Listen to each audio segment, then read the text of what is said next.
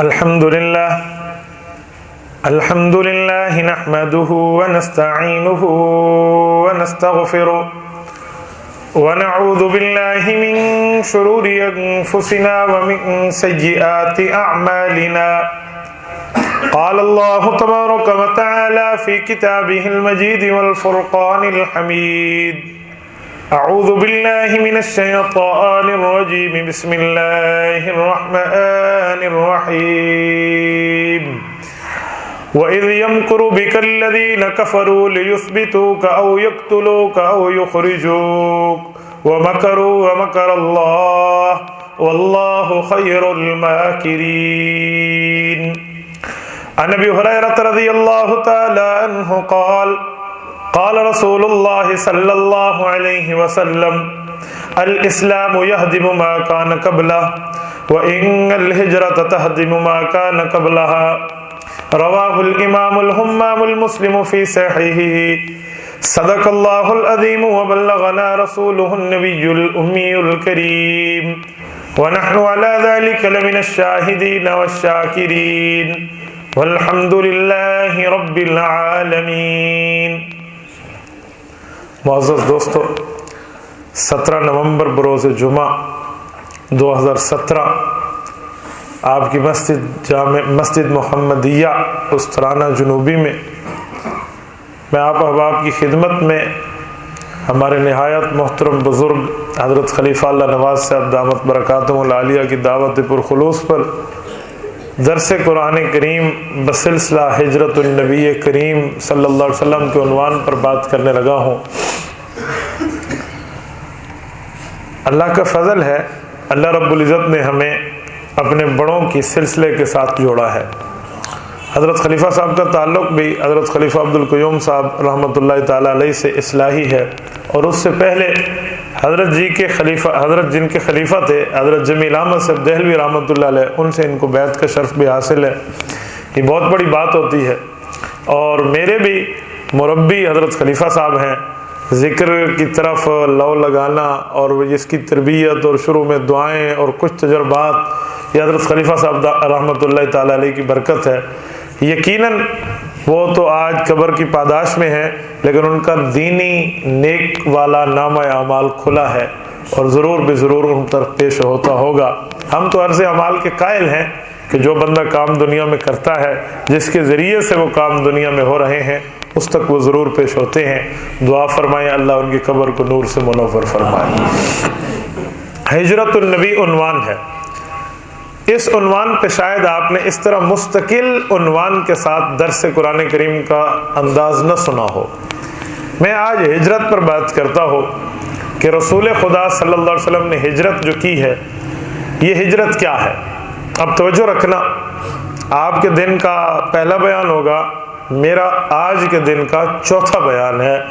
تھکا ہوا مجھے ہونا چاہیے، میں حشاش بشاش چہرہ آپ کے سامنے لے کر بیٹھا ہوں. تو آپ چند لمحات میری آنکھوں میں آنکھیں ڈالیں، میری بات سنیں، تو انشاءاللہ دیوبند کے بیٹے نے آپ کا وقت ضائع نہیں ہونے دینا. نہ آپ کا ضائع ہوگا اور نہ انشاءاللہ میرا ضائع ہوگا. اگر ہم اخلاص کے ساتھ جمع ہیں تو یہ محفل کل قیامت میں ہمارے لیے باعث حسرت نہیں ہوگی، باعث فخر ہوگی انشاءاللہ. رسول اللہ صلی اللہ علیہ وسلم کی ہجرت کو لوگ سمجھتے ہیں 2-4 دن کا سفر ہے. صرف ہجرت ہے، 2-4 دن کا سفر ہے، بس اس کے بعد یہ سفر ختم ہو جاتا ہے. حالانکہ ایسی بات نہیں ہے. اس سفر کے اندر بہت سے دروس ہیں، بہت سے مواعظ ہیں، بہت سے مسائل ہیں، دلائل ہیں، عقائد ہیں جو اس سفر سے حل ہوتے ہیں. میں آپ کی خدمت میں باتیں شروع کرتا ہوں، آپ اس سے اندازہ لگا لینا کہ سفر ہجرت صرف 2 دن کے سفر کی بات نہیں ہے، 4-5 دن کے سفر کی بات نہیں ہے، بلکہ سیرت النبی کا ایک اہم ترین پہلو ہے. قرآن کریم نے ہجرت کی بہت سی فضیلتیں ذکر کی ہیں. سورۃ نحل آیت نمبر 41 میں اللہ فرماتے ہیں: والذین ہاجروا. یہ اللہ نے آیت شروع کی ہے، ہجرت والوں کا نام لے کر شروع کی ہے. یہ سورۃ ہجر ہے، سورۃ نحل ہے، آیت نمبر 41 ہے. فرمایا: والذین ہاجروا فی اللہ من بعد ما ظلموا لنبوئنہم فی الدنیا حسنہ. جن بندوں نے اللہ کے لیے ہجرت کی ہے ہم ان کو انشاءاللہ اس دنیا میں بھی اچھا ٹھکانہ دے کر دکھائیں گے۔ یہ قرآن کریم کا وعدہ ہے۔ اور جو میں نے حدیث پاک آپ کے سامنے خطبے میں پڑھی ہے، حضرت ابو ہریرہ روایت فرماتے ہیں حضور پاک علیہ السلام نے فرمایا اگر بندہ ایمان لائے وہ سارے گناہ جو اس نے حالت کفر میں کیے ہیں ایک کلمہ پڑھنے کی وجہ سے پچھلے سارے گناہ معاف ہو جاتے ہیں۔ اور اسی طرح حضور نے فرمایا ہجرت ہے، اگر کوئی بندہ اللہ کے لیے ہجرت کر لے تو پچھلے تمام گناہوں کو وہ ہجرت گرا دیا کرتی ہے۔ یہ صحیح مسلم کے اندر حدیث موجود ہے۔ اب میں بات شروع کرنے لگا ہوں۔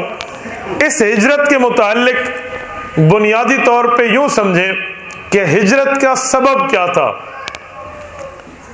ریزن، وجوہات کیا تھی جس کی بنیاد پر ہجرت کی حضور پاک علیہ الصلوۃ والسلام نے۔ ہجرت کا لفظی معنی ہجرہ سے ہے چھوڑ دینا، ترک وطن کرنا، ایک جگہ کو چھوڑ کے دوسری جگہ چلا جانا، یہ ہجرت ہے۔ حضور پاک علیہ الصلوۃ والسلام نے اعلان نبوت فرمایا ہے جس وقت رسول اللہ کی عمر 40 سال ہے۔ حضور پاک علیہ السلام نے 13 سال مکہ میں گزارے ہیں۔ 13ویں سال کے اینڈ پہ جب سب 13 نبوی چل رہا تھا حضور پاک کی ہجرت ہوئی ہے۔ ان 13 سالوں میں جو تلخ تجربات ہوئے ہیں، جو دعوت اسلام پھیلی ہے، اس کی بنیاد پہ ہجرت ہوئی ہے۔ حضور پاک علیہ الصلوۃ والسلام نے یہاں اتنی مشقت کا وقت گزارا ہے، میں مختصراً بات کرتا ہوں۔ قرآن کریم نے انہیں ظلم اور تشدد کی چکی میں پستا ہوا فرمایا ہے۔ اذن للذین یقاتلون بانہم ظلموا، قرآن کریم فرماتا ہے یہ ظلم کی چکی میں پس چکے تھے۔ حضرت بلال کی حالت حضور کے سامنے ہے کہ وہ احد العہد کا اعلان کرتا ہے، مکہ کے کافر اس کے گلے میں رسہ ڈال کے گھسیٹنا شروع کر دیتے ہیں۔ خباب ابن عرت کی حالت حضور پاک علیہ السلام کے سامنے ہے۔ سیدنا خباب رضی اللہ عنہ کو اس کی مالکن مشرکہ عورت آگ کے انگارے جلوا کر اس کے اوپر لٹا دیا کرتی تھی۔ حضرت خباب فرماتے تھے میرے جسم سے نکلنے والے خون اور چربی سے وہ انگارے بجھا کرتے تھے، جب تک نہیں بجھتے تھے میں وہ ظلم اور تشدد کی چکی میں پستا رہتا تھا۔ سیدنا زنیرہ رضی اللہ عنہ کا واقعہ موجود ہے کہ ابو جہل نے اپنی چھری سے ان کی آنکھوں کو نکال دیا تھا۔ سیدہ سمیہ رضی اللہ عنہ اسلام کی پہلی شہید عورتیں جن کو 2 اونٹوں سے باندھ کے مخالف سمت چلا کے 2 لخت کر کے شہید کر دیا گیا تھا۔ حضرت عمار ابن یاسر کی والدہ ہیں حضرت سمیہ، اس اسلام کی پہلی شہید عورتیں۔ حضرت عمار کے والد سیدنا یاسر رضی اللہ تعالیٰ عنہ کو انہی ظالموں نے شہید کر دیا ہے۔ عمار کی یتیمی اور مسکینی کی حالت بھی رسول اللہ کے سامنے نظر آ رہی ہے۔ حضور پاک سجدہ کرتے ہیں، مکہ کے کافر اوجر اونٹ کو اوپر اٹھا کر رکھ دیتے ہیں۔ حضور پاک کی بیٹیاں آ کر گراتی ہیں، ابو آپ کیا معاملات کر رہے ہیں؟ حضور فرماتے ہیں بیٹیوں پریشان نہ ہونا، ایک دن آئے گا آپ کے والد کا دین ہر کچے اور پکے گھر میں داخل ہو کے رہے گا۔ حضور پاک کے سامنے یہ منظر تھا۔ یہاں سے رسول اللہ صلی اللہ علیہ وسلم نے دیکھا معاملہ یوں نہیں چل رہا، یہ لوگ مانتے نہیں ہیں، میں انہیں دعوت دین دیتا ہوں، یہ مجھے لساحر کذاب کہتے ہیں، جادوگر کہتے ہیں، چلو مجھے کہیں اور قبائل میں بات کرنی چاہیے۔ حضور مواسم حج کا انتظار کرتے، مواسم موسم کی جمع ہے، حج کے اوقات کا انتظار کرتے، حج میں آتے لوگوں کو دیکھ کے حضور پاک دعوت دین دیا کرتے تھے۔ امام ابو بکر ابن ابی شیبہ رحمہ اللہ نے مصنف ابن ابی شیبہ میں لکھا ہے باب و فصل عرض رسول اللہ صلی اللہ علیہ وسلم نفسہ الکریمہ علی احیاء العرب، حضور پاک نے اپنی جان مبارک کو عرب کے قبیلوں کے سامنے پیش کر کے دعوت دینا شروع کی ہے۔ ادھر جب حضور دعوت دیتے اور طارق ابن عبداللہ رضی اللہ عنہ کا قول موجود ہے، حضور پاک فرماتے ایھا الناس قولوا لا الہ الا اللہ تفلحوا، لوگو کلمہ پڑھ لو کامیاب ہو جاؤ گے۔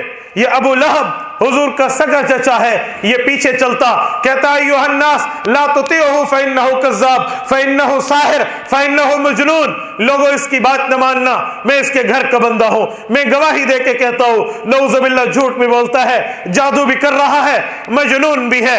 یہ عالم پہنچ گیا۔ حضور پاک نے سفر کیا ہے، مدینہ منورہ مکہ مکرمہ سے باہر طائف کا سفر کیا ہے، میں نے طائف میں وہ راستہ اپنی آنکھوں سے دیکھا ہے. طائف کا ایک سفر ہدا کے راستے کا ہے, بلند ترین چوٹیاں کراس کر کے جانا ہوتا ہے, پر حضور کا سفر اس راستے سے نہیں ہوا. حضور پاک کا سفر سیل کبیر کے راستے سے ہوا ہے. یہ پہاڑیوں سے ہٹ کے کشادہ وادیوں کا راستہ ہے.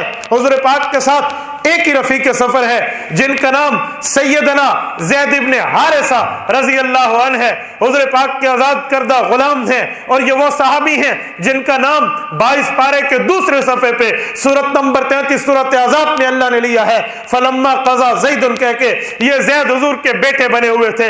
انہوں نے حضور کے ساتھ سفر کیا ہے اور حضور طائف پہنچے. طائف کی وادی کے واقعات میں تفصیلاً نہیں, بنیادی طور پہ بات کرتا ہوں, آپ سن چکے ہو. 3 سرداروں سے ملے, تینوں نے روکھے سوکھے جواب دیے, انہوں نے عزت نہ کی. اوباش لڑکوں کو پیچھے لگا دیا, انہوں نے پتھر مارے, انہوں نے حضور پاک پہ آوازیں کسی, انہوں نے رسول اللہ کو تانے دیے, اور اتنا ظلم اور تشدد ہوا ہے. سیرت کی کتابوں میں ہے رسول اللہ کی جوتی مبارک خون سے بھر جاتی تھی. خون ایسے جوتی میں نہیں بھرا جاتا. آپ دیکھیں جسم پہ پتھر لگتا ہے, جگہ نیلی ہوتی ہے, سرخ ہوتی ہے, پھٹن شروع ہوتی ہے, پھر قطرہ قطرہ خون کا رسنا شروع ہوتا ہے, پھر وہ ایک لائن اور قطار بنتی ہے, پھر پاؤں تک جا کے پہنچتا ہے. وہ ایک ایک قطرہ کس طرح رسا ہوگا کہ حضور کی جوتیاں خون سے بھر گئی تھی. اس سے اندازہ لگا لیں ان نے یہ کام کیے. اور اللہ کے رسول صلی اللہ علیہ وسلم ایک باغ میں پہنچے ہیں, اس باغ میں جبرائیل آئے ہیں اور ساتھ ایک اور فرشتہ آیا ہے. رسول اللہ سے پہلی بار ملاقات ہو رہی ہے. حضور پاک علیہ السلام نے پوچھا جبرائیل یہ تیرے ساتھ کون ہے؟ کہا یا رسول اللہ یہ آج فرشتہ نازل ہوا ہے, آج سے پہلے زمین پہ نہیں اترا تھا. کیوں نازل ہوا؟ وہ بتانے لگے کہ اس کے ذمہ پہاڑوں کی ڈیوٹی ہے. اگر آپ کہہ دیں کہ ان 2 پہاڑوں کو ملا دیا جائے تو یہ طائف والوں کو پیس کے رکھ دیں گے, وہ کریش ہو جائیں گے. پر حضور نے ان کے لیے بد دعا نہیں کی, حضور نے ان کو بھی دعا دی ہے. میں جب طائف پہنچا, عصر کا وقت تھا, ہمارے ساتھ ہمارے رہبر تھے 26-27 سال سے وہاں پر ہیں. میں نے انہیں 2 پہاڑوں کی تعیین پوچھی ہے کہ وہ کون سے 2 پہاڑ تھے جن کے درمیان یہ اس وقت حضور پاک علیہ السلام موجود تھے. یقین مانے دونوں پہاڑوں کے درمیان کم از کم 3.5 سے لے کر 4-5 کلومیٹر کا فاصلہ ہے. یہ پہاڑ انہوں نے کہا تھا ملا دے جس کی وجہ سے کریش ہو جائیں. ادھر بھی اللہ کے رسول صلی اللہ علیہ وسلم نے ان کے لیے ان کے خلاف دعا نہیں کی. فضائل اعمال اٹھا لیں, شیخ الحدیث زکریا رحمۃ اللہ تعالی علیہ نے اس دعا کو نقل کیا ہے. اللہم انی اشکو الیک ضعف قوتی وقلت حیلتی وہوانی علی الناس. اللہ میں ان کی شکایت نہیں کرتا, شاید میں نے سمجھا نہیں پایا ہوں گا. میرے مولا میری آواز میں کمزوری ہوگی, ان کو برباد نہ کر اللہ, ان کی نسلیں تو ایمان لے آئیں گی. آج بھی کعبۃ اللہ کی چابی انہی طائف کے لوگوں کے پاس ہے. آج بھی بیت اللہ سیدنا عیسیٰ علیہ السلام بھی آئیں گے تو چابی جن سے لیں گے وہ طائف کا باشندہ ہوگا, وہی طائف کا. حضور پاک نے یہ حالات دیکھے, رسول اللہ واپس تشریف لائے. جب حضور پاک علیہ السلام واپس تشریف لائے ہیں, جبیر ابن مطعم کے والد مطعم ابن عدی نے حضور پاک کو پناہ دی اور مکہ میں لے آئے ہیں. 50 دن کے لگ بھگ کا اللہ کے رسول کا سفر ہے. حضور واپس آئے ہیں. واپس آنے پر ان مکہ کے کافروں نے شیب ابی طالب کی گرفتاری کی ہے. شیب ابی طالب کا معنی ابو طالب کے علاقے کی ایک گھاٹی ہے, اس میں مکہ والوں نے قریش سے خاندانی تعلقات منقطع کر دیے, جسے میں کہوں سوشل بائیکاٹ کر دیا. نہ کوئی ان سے چیز لے گا نہ کوئی ان کو چیز دے گا. اس کے لیے معاہدہ کر کے ان نے بیت اللہ کے اندر لٹکا دیا جہاں 360 بت لٹکے ہوئے تھے کہ اس سے معاہدہ نہیں ہوگا, نہ کوئی کھانا ہے نہ کوئی پینا ہے. 3 سال کی اللہ کے رسول صلی اللہ علیہ وسلم نے قید کاٹی ہے. میرا عنوان شیب ابی طالب ہوتا نا, میں آپ کے سامنے وہ ظلم بیان کرتا. اللہ کی قسم شیب ابی طالب وہ واقعہ ہے, کتاب کی صفحے آنسوں سے بھیگ جاتی ہیں, بندہ وہ ظلم نہیں پڑھ سکتا, وہ بیان نہیں کر سکتا. وہ ایک موتیوں کی لڑی بہہ جاتی ہے, وہ جہاں ظلم اور تشدد اور بچوں کی بلبلاہٹ اور وہاں کے صحابہ کی چیخیں, اور کچھ کھانے کے لیے کوئی نہیں تھا تو صحابہ کے بچوں کی چیخیں, اور وہ جو ہے نا کیا کہتے ہیں ان کو چوسنے کے لیے چمڑے دیتے, ماں دودھ پلاتی تو سینے میں کچھ نہ ہوتا. یہ سیرت کا ایک الگ اور تلخ پہلو ہے. یہ واقعہ بھی حضور نے دیکھا ہے. یہ 3 سال کی شیب ابی طالب کی گھاٹی کا معاملہ ختم ہوا ہے تو غم غسار بیوی, تعلق والی بیوی سیدہ خدیجہ بھی دنیا سے چلی گئی ہے. حضور نے غم برداشت کیا ہے. ابو طالب جیسا چچا جو باوجود اس مسلمان نہ ہونے کے ساتھ تو ضرور دیتے تھے, وہ بھی دنیا سے چلے گئے. رسول اللہ نے غم برداشت کیا. اس غم کا نام عام الحزن ہے. 10واں سال نبوت کا آ گیا ہے, تکلیفیں ہیں. ابو طالب کی وفات سے پہلے یہ مکہ کے کافر حضور کے پاس ابو طالب کے ذریعے آئے تھے. خوبصورت عورت مانگنا چاہو رشتہ دینے کے لیے تیار ہیں, آپ ہم پہ حکومت کرنا چاہو تو دینے کے لیے تیار ہیں. दौलत मांगना चाहो देने के लिए तैयार हैं, अल्लाह का एक होना छोड़ दो। हुजूर पाक ने फरमाया था या अम्मी लव वज़अ शम्स अला यमीनी वल क़मर अला यसारी अला अन अतरुक हाज़ल अमर मा तरक्तहु। ये तो दुनिया की दौलतें औरतों की बातें करते हैं, ये मेरे दाएं हाथ पे आसमान का सूरज, बाएं हाथ में आसमान का चांद उतार दें, मैं दावत दीन से बाज नहीं आऊंगा। ये हिजरत है का असबाब है, ये असबाब है। हुजूर पाक ने दावत पे दावत, दावत पे दावत रखी है और हर जगह दावत है। और कितनी दावत है, सूरत मुज़म्मिल का पहले रुकू में बताता है। अल्लाह रब्बुल इज़्ज़त ने फरमाया रसूलुल्लाह सल्लल्लाहु अलैहि वसल्लम को कि ऐ नबी आपने क्या करना है, इन्ना लका फिन नहारी सबहन तवीला, आपने एक लंबा तैरना है। उलमा ने लिखा है मक्का में कोई दरिया और पानी और समंदर नहीं था, बिवादिन गैर ज़ी ज़र, कुरान कहते हैं तो उगती भी कोई चीज नहीं थी, तो तैरना कैसे है? तो फरमाया तैरना से मुराद दावत है। दावत को चलना क्यों नहीं कहा, तैरना क्यों कहा? क्योंकि चलने वाला आदमी थक जाता है तो आराम करता है, तैरने वाले के पास आराम नहीं होता, वो चलता ही चलता चला जाता है। फरमाया पैगंबर आपने दावत देनी, उसमें वक्फा नहीं करना। सबहन तवीला, स्विमिंग, तैराकी की बात की। ये मामला और ये वफात हुई है। ये आमुल हुज़न, गम का साल था। अल्लाह ने रसूलुल्लाह को तसल्ली देने के लिए आसमानों का सफर कराया, जिसे मेराज कहते हैं। इस मेराज पे एक खुशखबरी बतौर इशारा हुजूर को मिली थी। सूरत बनी इसराइल आयत नंबर 80, वकुर रब्बी अदखिलनी मुदखल सिद्क व अखरिजनी मुखरज सिद्क वजअल ली मिन लदुनका सुल्तानन नसीरा। ये मिल गया था कि पैगंबर अल्लाह आपको सच्चाई की जगह से निकालेगा, सच्चाई की जगह पे दाखिल करेगा और आपके लिए अल्लाह बेहतरीन मददगार बनेगा। ये इशारा एक मिल गया। हुजूर पाक को हिजरत के इशारे कई बार मिले। जब हुजूर ने ऐलान नबूवत किया था, अभी इकरा की आयत उतरी थी, वांजिर अशीरतकल अक़रबीन भी अभी नहीं उतरी थी। हजरत खदीजा के पास आए, हजरत खदीजा ने हुजूर पाक को फरमाया आप चलें, मैं अपने कजन से आपको मिलाती हूँ। सही बुखारी जिल्द अव्वल सफ़ा 3 की रिवायत है। जब रसूलुल्लाह उनके पास पहुंचे, उसका नाम वर्का बिन नौफल है रज़ी अल्लाहु अन्हु, उसने रसूलुल्लाह सल्लल्लाहु अलैहि वसल्लम से अर्ज किया था या रसूलल्लाह या लैतनी फीहा जज़ा लौ अज़्ज़रुका नस्रम मुअज़्ज़रा। ऐ काश मेरी उम्र उस वक्त तक लंबी हो जाती। बूढ़े बुजुर्ग थे कि जब आपकी मदद की जरूरत पेश होती तो मैं आपकी मदद करता। वयखरुजु कौमक, जब आपकी कौम वयखरुजु का कौमुक, आपकी कौम जब आपको निकालती तो मैं आपका साथ देता। हुजूर ने फरमाया अव मुखरिजिय्यहुम, मुझे निकालेंगे? कहा हाँ, आपकी कौम आपको निकालेगी। क्यों? लम यअति मिस्लुका इल्ला उदिया, आपकी तरह जो भी दावत दीन लेकर उठे उसे तकालीफ का सामना करना पड़ा है। इशारे हुजूर को हिजरत के पहले मिल चुके थे और वहां फिर इशारा हुआ मेराज के मौके पे, और मामला चलता चलता यहां तक बात आ पहुंची कि जब हुज़ूर पाक अलैहिस्सलातु वस्सलाम ने ऐलान नबुव्वत हज के मौसम में शुरू कर दिए और एक एक जगह हुज़ूर ऐलान नबुव्वत के लिए जा रहे हैं, तो एक वक्त आया है जिसे सन 12 नबवी कहते हैं, सन 11 नबवी कहते हैं। मेराज के बाद हिजरत की तरतीबें बनना शुरू हुई हैं। हुज़ूर पाक पहुंचे, हज के मौसम में कुछ बंदे बैठे हैं, रात का वक्त है। हुज़ूर पाक ने पूछा मन अंतुम, वो कहने लगे नहनु नफरुम मिनल खज़रज, हम खज़रज मदीने के लोग हैं।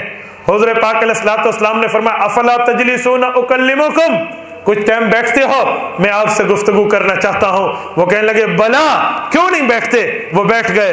हुज़ूर पाक ने दावत दीन शुरू की है, अल्लाह की तरफ बुलाना शुरू किया है। जुबान जुबान रिसालत हो, कलाम कलाम खुदा हो, और अल्लाह रब्बुल इज़्ज़त हुज़ूर पाक के सामने वो गुफ्तगू करवाएं तो आप अंदाजा लगे हो किसके दिल में घर न कर जाए। 6 आदमी बैठे हैं, जिनमें पहले सैयदना असद बिन जुरारा रज़ी अल्लाह तआला अन्हु है। ये मदीना के वो लोग हैं। असद बिन जुरारा ये पहला बंदा है, दूसरे औफ बिन हारिस है, तीसरे राफे बिन मालिक है, चौथे कुतबा बिन आमिर है, पांचवे उकबा बिन अबी आमिर है, छठे जो हैं वो जाबिर बिन अब्दुल्ला बिन रअब बिन नौमान है। ये जाबिर बिन अब्दुल्ला वो नहीं है जो मशहूर साहबी हैं, ये एक और जाबिर बिन अब्दुल्ला है। ये 6 बैठे हैं।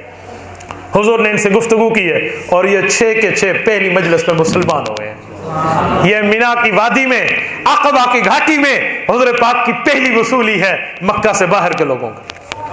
हुजूर पाक ने फरमाया तुमने ईमान ले आया, अब अपनी कौम के पास जाकर जरा समझाइए। अब सुनो जरा, ये गए हैं, अपनी कौम से गुफ्तगू की है, हज के मौसम के बाद मदीने वालों से बातें की हैं, जब दीन की दावत दी है, ये खजरत के पूरे लोग वहां पर اگلے سال جو آئے ہیں تو 12 بن کر آئے تھے.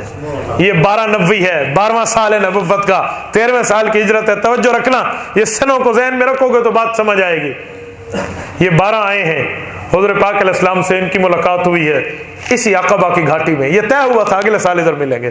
اس موقع پہ اللہ کے رسول نے ان سے بیعت کی ہے. قرآن کریم لانا، قرآن کریم. میں آپ کو بیعت کے الفاظ آپ کو پڑھا کے سناؤں، توجہ میری طرف رکھیں، وہ چھوڑیں وہ لے آئیں گے. حضور پاک علیہ الصلوۃ والسلام کے پاس یہ 12 افراد آئے ہیں، اور یہ 12 افراد کے ساتھ اللہ کے رسول نے جو بیعت کی ہے اسے بیعت النساء کہتے ہیں، کیونکہ بعد میں آیت عورتوں کی بیعت کی اتری تھی تو الفاظ یہی تھے. یہ رسول اللہ صلی اللہ علیہ وسلم نے ان صحابہ سے بیعت کی ہے، اور یہ الفاظ بیعت کے ان 12 صحابہ کرام رضی اللہ عنہم اجمعین سے حضور پاک علیہ السلام نے کہلوائے ہیں. یہ مکہ کی گھاٹی میں بیٹھے ہیں. حضور پاک نے بیعت کس چیز کی ہے؟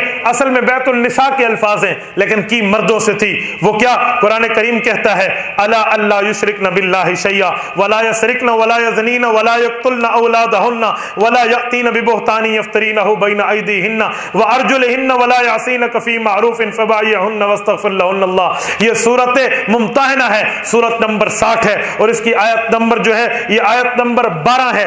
اس میں اللہ رب العزت نے وعدہ فرمایا آپ نے شرک بھی نہیں کرنا، اولاد کو قتل بھی نہیں کرنا، چوری بھی نہیں کرنی، زنا بھی نہیں کرنا، بہتان بھی نہیں لگانا، کسی پر الزام بھی نہیں لگانا، نیکی پر تعاون کرنا ہے، گناہ کے اوپر کوئی تعاون نہیں کرنا. یہ 12 سردار بنے، اور ان 12 سرداروں سے رسول اللہ صلی اللہ علیہ وآلہ وسلم نے حضور پاک نے وعدہ لیا، اور یہ 12 واپس لوٹ گئے. لیکن جاتے وقت کہنے لگے یا رسول اللہ اگر کوئی ایسا بندہ ہمارے ساتھ بھیج دے جو قرآن کریم جانتا ہو، دینی تعلیمات جانتا ہو، نمازوں کے مسائل جانتا ہو، وہ ہمیں سکھا سکے، کچھ پڑھا سکے. حضور نے فرمایا جی ہاں یہ مصعب بن عمیر ہے رضی اللہ عنہ، یہ آپ کے ساتھ جائے گا. سیدنا مصعب بن عمیر حضور پاک سے پہلے حضور کے حکم پر مدینہ منورہ تشریف لے گئے، اور وہاں پہ جا کے سمجھانے لگے ہیں. طبقات ابن سعد نے صفحات کے صفحات لکھے ہیں حضرت مصعب ابن عمیر کے ساتھ اسد بن زرارہ نے جو دعوت دی ہے، اور اس دعوت کی بدولت پورے مدینے کو ہلکا بگوش اسلام کیا.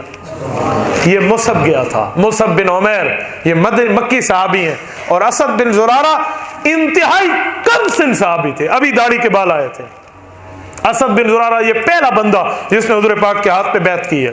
نوجوانی کا وقت ہے، شباب کا عالم ہے، اور اس نے اتنی پرجوش دعوت کا کام مدینہ منورہ میں کیا ہے، خدا کی قسم اپنی عمر سے بڑھ کے اس شخص نے کام کیا.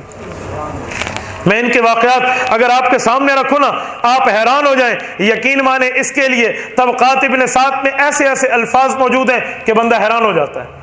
وہ لکھتے ہیں سنیں، حضرت مصعب ابن عمیر رضی اللہ عنہ وہاں پہنچے ہیں، اور وہاں پر دعوت دینا کس طرح شروع کی. امام ابن سعد لکھتے ہیں وَكَانَ يَأْتِ الْأَنصَارَ فِي دُوَرِهِمْ وَقَبَائِلِهِمْ فَيَدْعُو إِلَى الْإِسْلَامِ وَيَقْرَأُ عَلَيْهِمُ الْقُرْآنَ فَيُسْلِمُ الرَّجُلُ وَالرَّجُلَانِ حَتَّى ظَهَرَ الْإِسْلَامُ وَفَشَا فِي دُورِ الْكُفَّارِ وَالْعَوَالِي فِي دُورِ الْمَدِينَةِ. فرمایا ان محنت کرنا شروع کی، ایک ایک انصاری کے دروازے پہ جاتے، اسے دین کی دعوت دیتے، ان کی چوکوں چوراہوں میں جاتے، ان کے قبائل کے پاس جاتے، اور ان کو دلیل کی دنیا میں اللہ کا قرآن سناتے.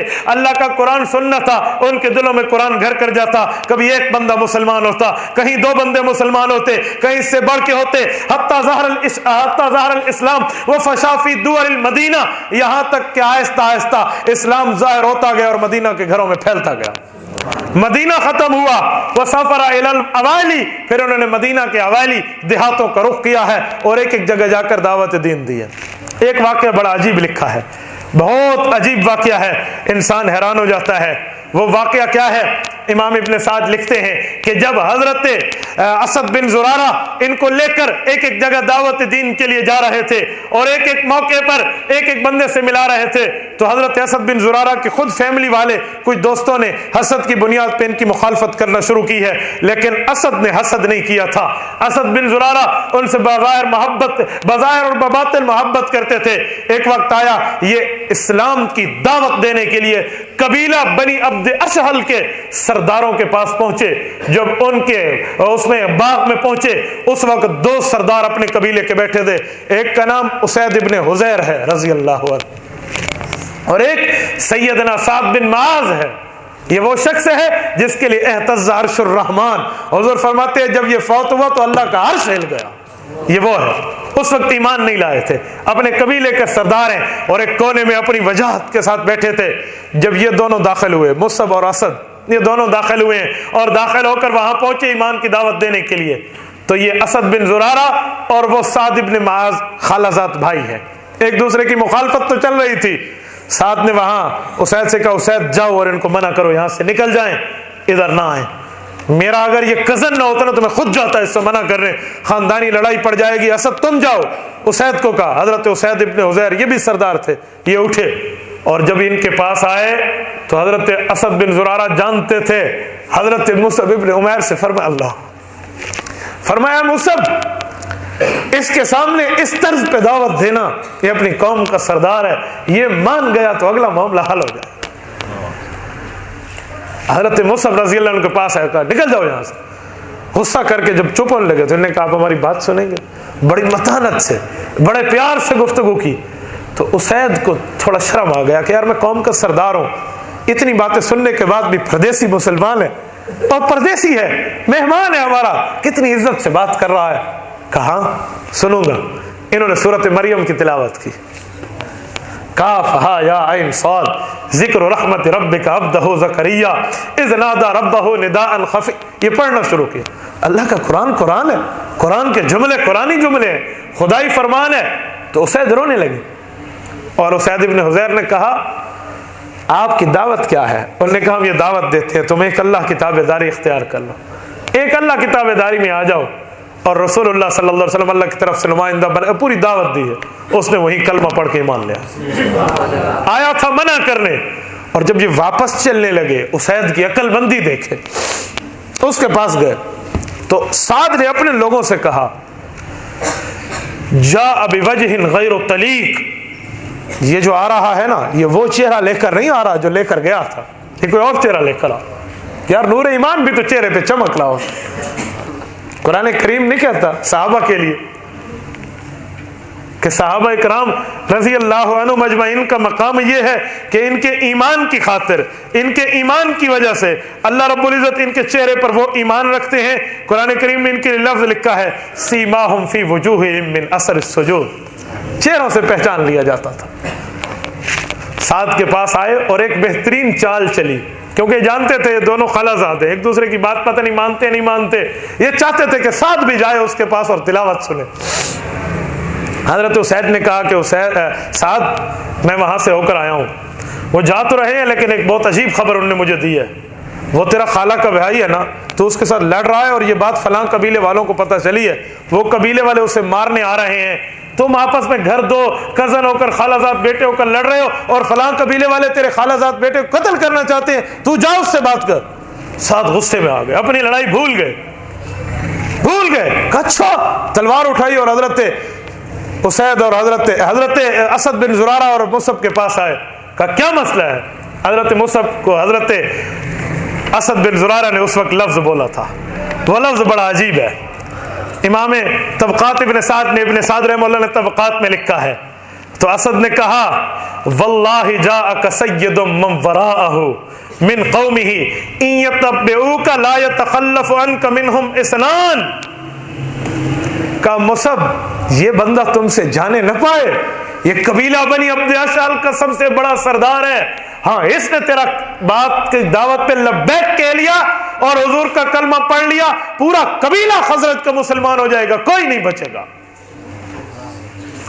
حضرت اسید رضی اللہ عنہ کے بعد یہ جب آئے تو مصعب ابن عمیر کو کہنے لگے آپ مہمان ہیں لیکن یہ میرا دوست ہے، ہمارا رشتہ دار ہے، بس ہماری بات اپنی جگہ، لیکن مسئلہ کیا ہے ذرا بتاؤ۔ انہوں نے سمجھا تھا لڑائی ہوئی ہے ان کے ساتھ، یہ تو اسید نے چال چلی تھی کہ وہاں تک پہنچے، انہوں نے کہا ذرا بیٹھے میں بات کرنا چاہ رہا ہوں، اور سورت وہی باقی حصہ سورت مریم کو سنانا شروع کیا، کہا یہ میری دعوت ہے، میں اس دعوت کو لے کر وہاں سے آیا ہوں، اور سعد ابن معاذ تو پڑھا لکھا آدمی ہے، نوجوان ہے، سردار ہے، عقل مند ہے، تو کوئی بے وقوف نہیں ہے، بتا یہ ہماری دعوت میں کوئی کمی ہے؟ اگر کوئی کمی ہے، کوئی غلط بات ہے، کوئی بدتمیزی ہے یا کسی کی پگڑی اچھالی گئی ہے میں چھوڑ دوں گا، لیکن اگر اچھا ہے تو شرفاء کا کام تو اچھی باتوں کو ماننا ہوتا ہے۔ سعد ابن معاذ اسی جگہ کلمہ پڑھ کے مسلمان ہوئے، اور جب سعد چلے نا اور اپنی قوم کے پاس گئے، قوم ملی تو پوری قوم سے کہا تمہاری عورتیں اور تمہارے مردوں سے میرا بولنا حرام ہے جب تک تم اس شخص کی دعوت پہ لبیک نہیں کہو۔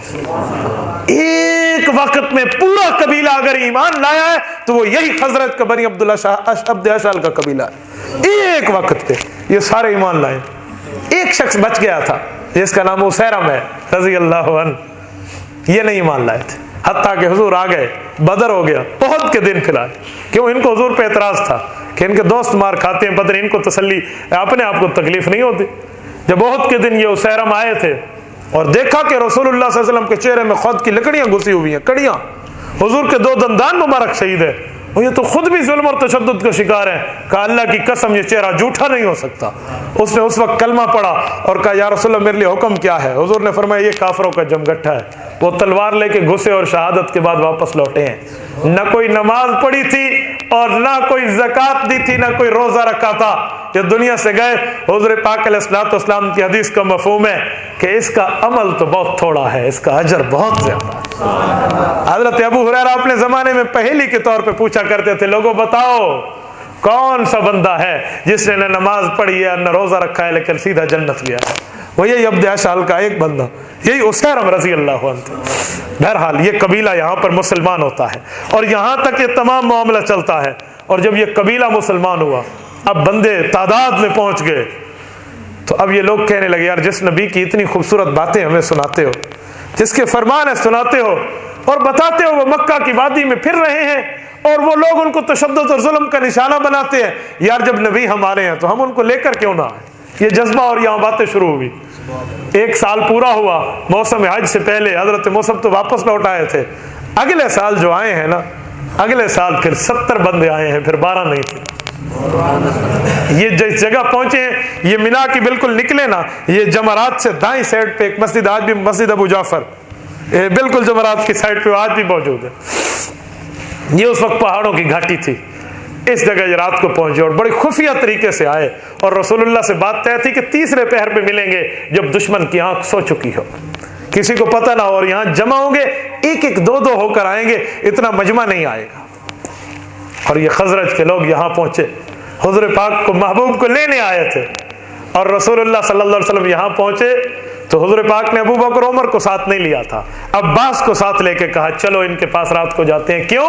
ابو بکر عمر کو ساتھ لیتے تو کافر یہ سمجھ سکتے تھے کوئی میٹنگ خاص اجلاس ہے، جا رہے ہیں، اپنے چچا کے ساتھ حضور چلے تو کافروں کو شک نہ ہوا گھر کے بندے جا رہے ہیں، اس لیے باقی صحابہ کو پیچھے روکا اور رسول اللہ چلے، اور یہاں چچا عباس بھی ساتھ ہیں۔ اس جگہ پر جب یہ جمع ہوئے ہیں، رسول اللہ صلی اللہ علیہ وسلم نے ان سے پھر بیعت لی ہے، ان سے بیعت لی ہے، ایمان کی باتیں ہوئی ہیں، یہاں گفتگو چلی ہے، اسے بیعت عقبہ ثانیہ کہتے ہیں۔ لوگوں نے اسے فتح الفتوح کا نام بھی دیا کہ سب سے بڑی فتح یہی تھی، اس کے بعد حضور کی ہجرت ہوئی ہے۔ یہ 70 آدمی یہاں تشریف لائے ہیں، جن میں 64 آدمی صرف قبیلہ خزرج کے تھے، باقی اوس کے ہیں۔ یہ وہاں پہنچے، ان سے گفتگو ہوئی، اس موقع پہ انہوں نے کہا آپ ہمارے ساتھ چلیں، آپ ہمارے ساتھ چلیں، یہ رسول اللہ کے وہم و گمان میں نہیں ہے، مجھے لینے آئے ہیں۔ چچا عباس، حضور پاک علیہ السلام کے چچا، چچا تو باپ کی طرح ہوتا ہے نا، حضرت عباس نے اس موقع پہ ان سے مخاطب ہو کر جو لفظ بولے تھے نا، تو حضرت عباس نے یوں کہا تھا کہ اے لوگو، آپ میرے بھتیجے کو لے کر تو جا رہے ہو، لیکن ایک بات طے کر لو، اپنی مرتے دم تک، جان کے آخری قطرہ تک اس کی حفاظت کر سکو تو لے جاؤ، ورنہ صاف صاف انکار کر دو، یہ ہمارے اوپر بوجھ نہیں ہے۔ مظلومیت ہونا اور بات ہے، بوجھ ہونا اور بات ہے، تکالیف میں ہونا اور بات ہے، بوجھ ہونا اور بات، ہمارے اوپر بوجھ نہیں ہے، لے جاؤ، لیکن یہ بات ذہن میں رکھنا۔ تو حضرت نے ان کی بات سن کے پھر حضور کو دیکھا، کہا یا رسول اللہ آپ کیا فرماتے ہیں؟ رسول اللہ صلی اللہ علیہ وسلم نے یہاں ایک ہی بات فرمائی ہے۔ حضور پاک علیہ الصلوۃ والسلام نے پہلے تلاوت کی، پھر اللہ کی حمد و ثنا بیان کی، اور آخر میں فرمایا بس آپ میری اتنی ہی حفاظت کرو گے جتنی اپنی بچوں کے اور اپنے گھر والوں کی کرتے ہو، اگر یہی وعدہ ہے تو میں آپ کے ساتھ چلنے کے لیے تیار ہوں۔ ان لوگوں نے رسول اللہ صلی اللہ علیہ وآلہ وسلم سے اس وعدے کے طور پہ کیا کہا؟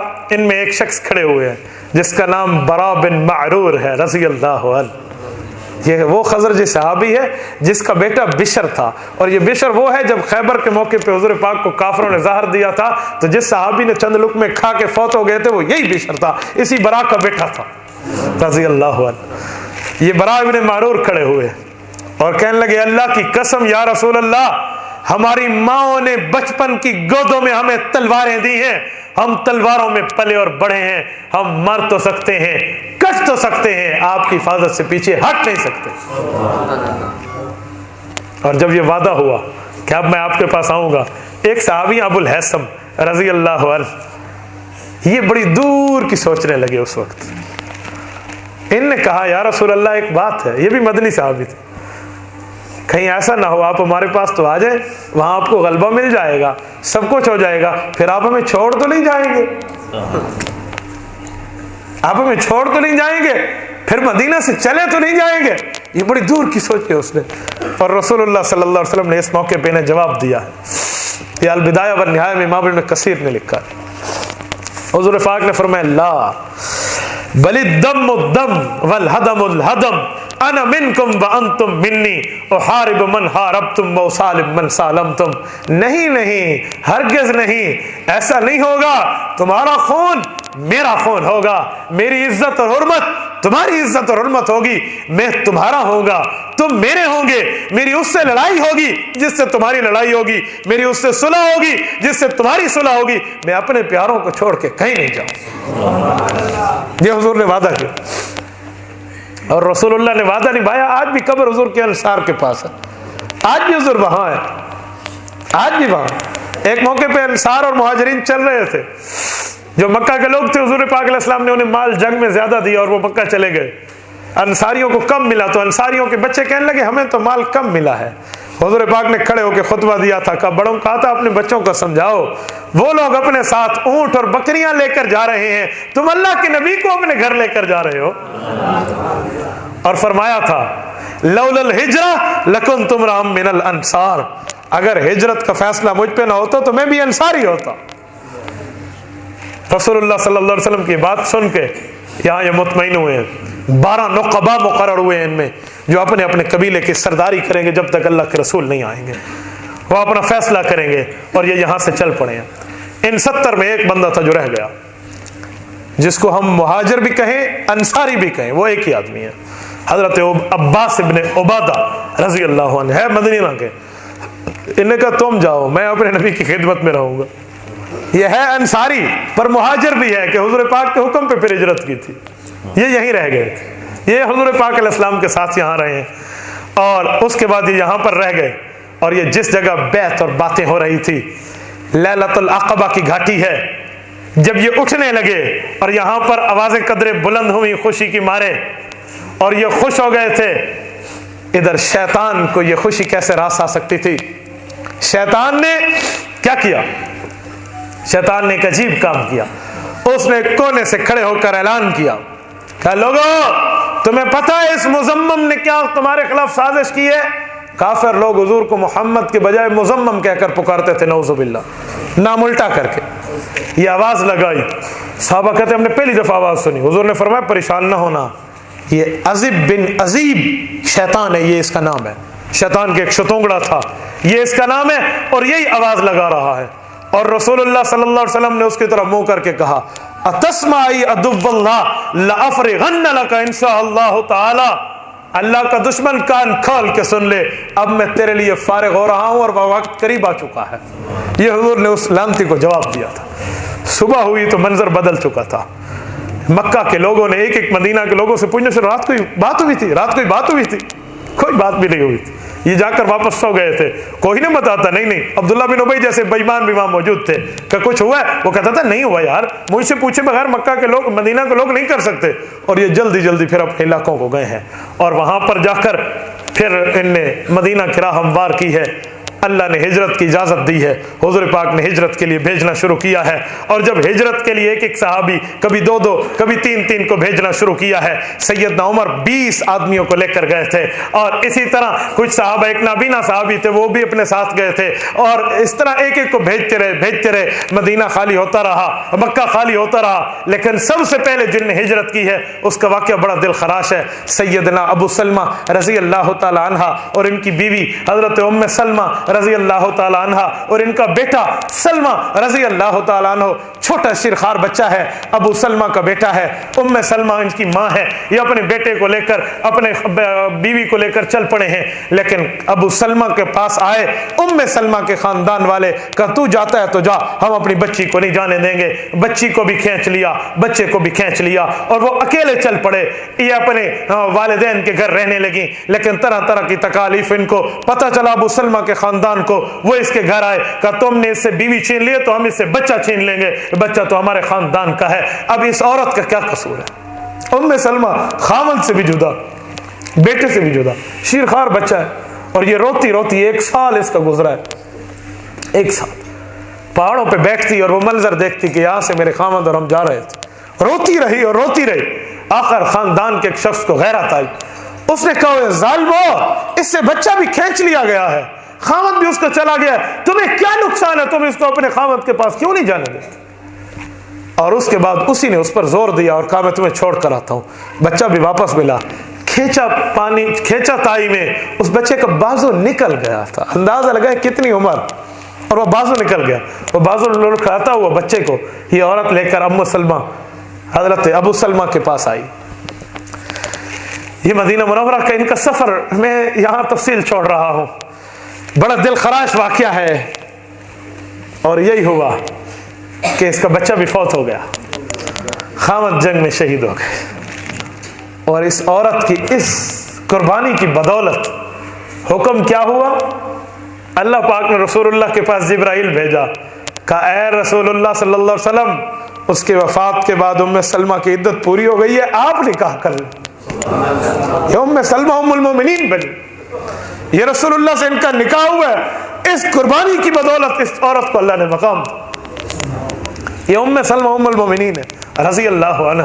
آپ جائیں تو مسجد نبوی میں ہماری 9 اماں جان کی قبریں ایک ساتھ ہیں، اکٹھی بنی ہوئی، جنت البقیع۔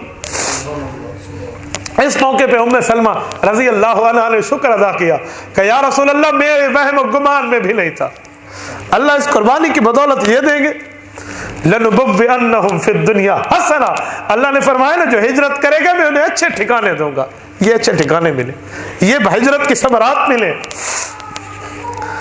اور ان ہجرت والوں کے اللہ رب العزت نے سورۃ بقرہ میں فرمایا ہے اولئک یرجون رحمت اللہ، یہ یہی لوگ ہیں جن پہ اللہ کی رحمتیں آتی ہے۔ اور ایک جگہ فرمایا لَأُكَفِّرَنَّ عَنْهُمْ سَيِّئَاتِهِمْ وَلَأُدْخِلَنَّهُمْ جَنَّاتٍ، سورۃ آل عمران فرمایا انہیں میں جنت میں داخل کروں گا، جو گناہ ہوں گے وہ ختم کر کے نیکیاں بنا دوں گا، ان مہاجرین کے لیے فرمایا۔ اور ایک جگہ فرمایا وَالْأَجْرُ الْآخِرَةِ أَكْبَرُ، سورۃ نحل میں ہے کہ جو آخرت میں ان کو اجر ملے گا وہ اس سے بہت بڑھ کے ہے۔ اور ایک جگہ فرمایا اولئک هم الفائزون، سورۃ توبہ میں ہے، فرمایا یہ سورۃ آیت نمبر 20 میں ہے کہ یہی تو لوگ ہیں جو کامیاب ہیں۔ یہ مدینہ منورہ کا پہلا مہاجر ہے، اس کا والد۔ یہ معاملہ یہاں تک چلا، تھوڑا آگے چلتے ہیں۔ حضور پاک علیہ الصلوۃ والسلام کے صحابہ مدینہ سے مکہ سے چل پڑے سارے، اب مکہ خالی ہوتا جا رہا ہے۔ ابو بکر صدیق کو فکر ہوئی کہ مجھے حضور کس کے ساتھ بھیجیں گے، مجھے کس کے ساتھ بھیجیں گے؟ تو ابو بکر آئے کہ یا رسول اللہ آپ نے ہجرت کی بڑی فضیلتیں سنائی، قرآن کریم نے بڑی فضیلتیں بتائی ہیں، آپ مجھے ہجرت کے لیے کس ساتھی کے ساتھ بھیجیں گے؟ میں کیا کروں مجھے یہ فضیلت ملے؟ حضور پاک علیہ السلام نے فرمایا، سیرت حلبیہ میں امام حلبی رحمۃ اللہ علیہ نے لکھا ہے لا تعجل یا ابا بکر لعل اللہ ان یجعل لک صاحبا علی رسلک فانی ارجو ان یؤذن، کہ ابو بکر ہو سکتا ہے اللہ تیرے ساتھ کوئی اچھا ساتھی بنا دے، ابھی صبر کر لے، ابھی صبر کر لے۔ ابو بکر کہتے میرے وہم و گمان میں بھی نہیں تھا کہ مجھے اتنا اچھا ملے گا ساتھ۔ ان سب کو بھیجتے رہے، آخر میں باری ابو بکر کی آئی تو رسول اللہ صلی اللہ علیہ وسلم نے بتا دیا تھا اچھا ساتھی ملے گا۔ ابو بکر انتظار میں تھے، ادھر کافروں کا اجلاس ہوا دار الندوہ میں، کہا یار اس کا تو معاملہ بڑھتا جا رہا ہے، کیا کریں؟ شیخ نجدی کی شکل میں شیطان ایک بوڑھے کی شکل میں آیا۔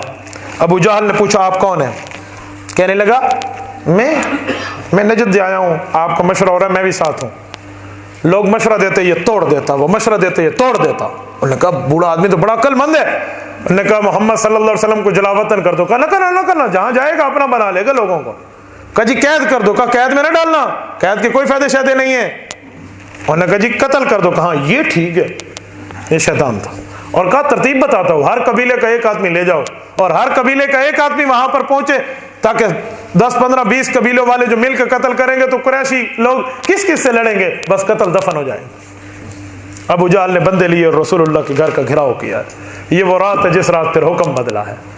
پھر اللہ رب العزت نے اس رات حکم دیا, پیغمبر آپ نے جانا ہے, بحکم خدا ابو بکر کو ساتھ لے کر جانا ہے. حضور نے حضرت علی کو بلوایا, سیدنا علی المرتضیٰ کو اپنا بستر دیا اور امانتیں دکھائی کہ لوگوں کی امانتیں صبح واپس کر کے میرے ساتھ آ جانا. حال یہ ہے کہ جن نے تلواریں اٹھائی ہوئی ہیں وہ امانتیں ان کے پاس رکھے ہوئے ہیں. سچا پھر بھی حضور کو مانتے تھے.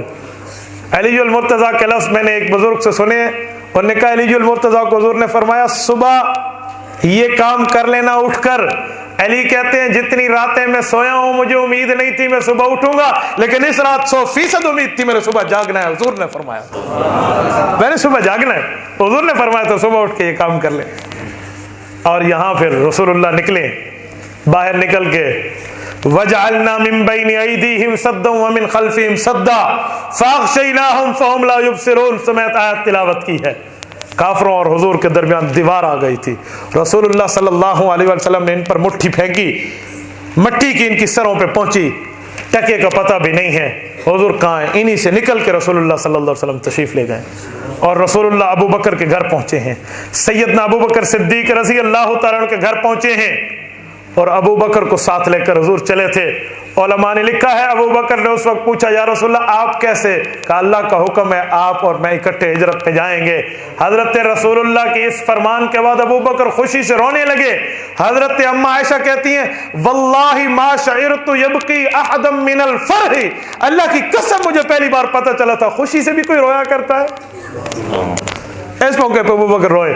کہا یا رسول اللہ میں نے 2 اونٹنیاں بڑی موٹی تازی تیار کر رکھی تھی, مجھے بھی اندازہ تھا آپ نے مجھے اپنے ساتھ لینا ہے. حضور نے فرمایا ابو بکر یہ کتنے کی اونٹنیاں؟ کہا نہیں یا رسول اللہ ہدیہ ہے. کہا نہیں میں پیسے جیب سے دوں گا کیونکہ ہجرت کا مبارک سفر ہے, میں بھی تو اس میں کچھ خرچ کر لوں. اس موقع پہ 400 درہم اللہ کے رسول نے دیے تھے. یہ وہ اونٹنی ہے جسے قصوا کہتے ہیں, یہ قصوا اونٹنی جس پہ حضور پاک علیہ الصلوۃ والسلام نے بیٹھ کے خطبے دیے تھے, یہ اونٹنی ابو بکر کی تھی. یہ یہاں سے ملی اور سفر شروع ہوا ہے اور رسول اللہ صلی اللہ علیہ وسلم تشریف لے گئے ہیں اور ابو بکر کے ساتھ اس جگہ پہ. جب حضور گھر سے نکل رہے تھے علی نے پوچھا تھا یا رسول اللہ لوگوں کی امانتوں کا پہرے دار علی ہے, میں ہوں, آپ اللہ کی امانت ہیں, آپ کا پہرے داری کون کرے گا؟ فرمایا بحکم خدا ابو بکر کرے گا. اندازہ لگاؤ لوگوں کی امانتیں علی کے پاس, اللہ کی امانت ابو بکر کے پاس. حکم خدا ابو بکر اور چلے ہیں. اور ابو بکر کا پورا گھرانہ کام آیا ہے. حضرت ابو بکر کی ساری بیٹیاں بیٹے غلام اس خدمت میں کام آئے ہیں. یہاں جب حضور پاک کا سامان اور ابو بکر کا سامان باندھا جا رہا تھا, سارا مال ابو بکر نے ساتھ لیا کہ ہو سکتا ہے راستے میں کوئی مسئلہ ہو جائے تو مال دے کر جان چھڑا لی جائے, اور یوں چلے, پیسہ راستے میں ضرورت آ سکتا ہے, لے کر چلے ہیں. اور ابو بکر جب سامان باندھ رہے تھے تو حضرت اسما کا ایک عجیب لقب اسلام کے وقت ان کو ملا ہے. کیا ہوا؟ گٹھڑی باندھنے کی ضرورت پیش آئی تو رسی نہیں تھی.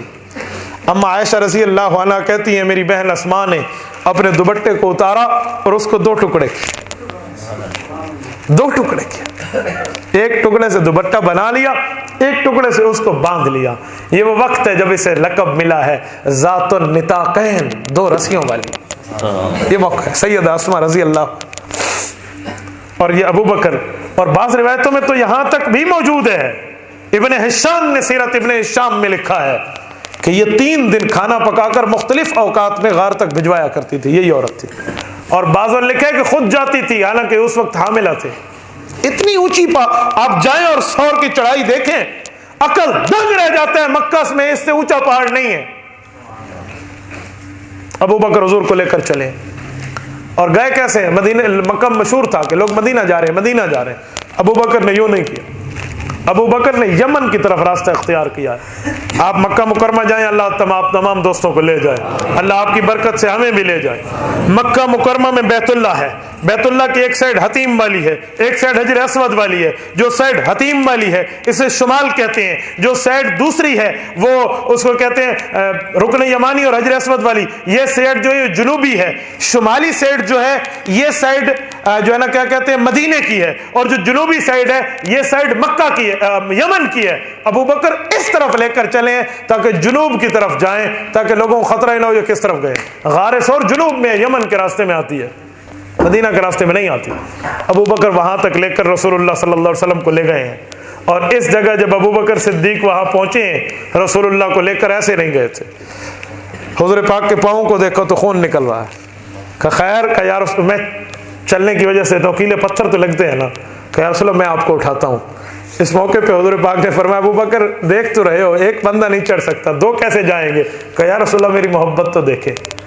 محبت کی پیک کا نام ابو بکر صدیق ہے, وفاؤں کی انتہا کا نام ابو بکر صدیق ہے. یہاں کندھے پہ اٹھایا, کوئی موٹا تازہ ابو بکر جسم کا مالک نہیں تھا, کان نحیف الجثہ, انتہائی کمزور آدمی تھے, پر ایمان کی قوت ایمانی ہوا کرتی ہے. ابو بکر نے رسول اللہ کو اٹھایا اور لے کر چلے. میں یہاں ایک جملہ کہتا ہوں, توجہ رکھنا, اے دل کی تختی پہ میرا جملہ لکھنا. جب ابو بکر نے رسول اللہ کو اٹھایا تو حضور کے پاؤں مبارک اور حضور کی ایڑی ابو بکر کے کس جگہ لگی ہوگی؟ بولیے بولیے, کہاں لگی ہوگی؟ سینے پہ. اب توجہ رکھو, دل پہ لگی ہوگی, سینے پہ لگی ہوگی.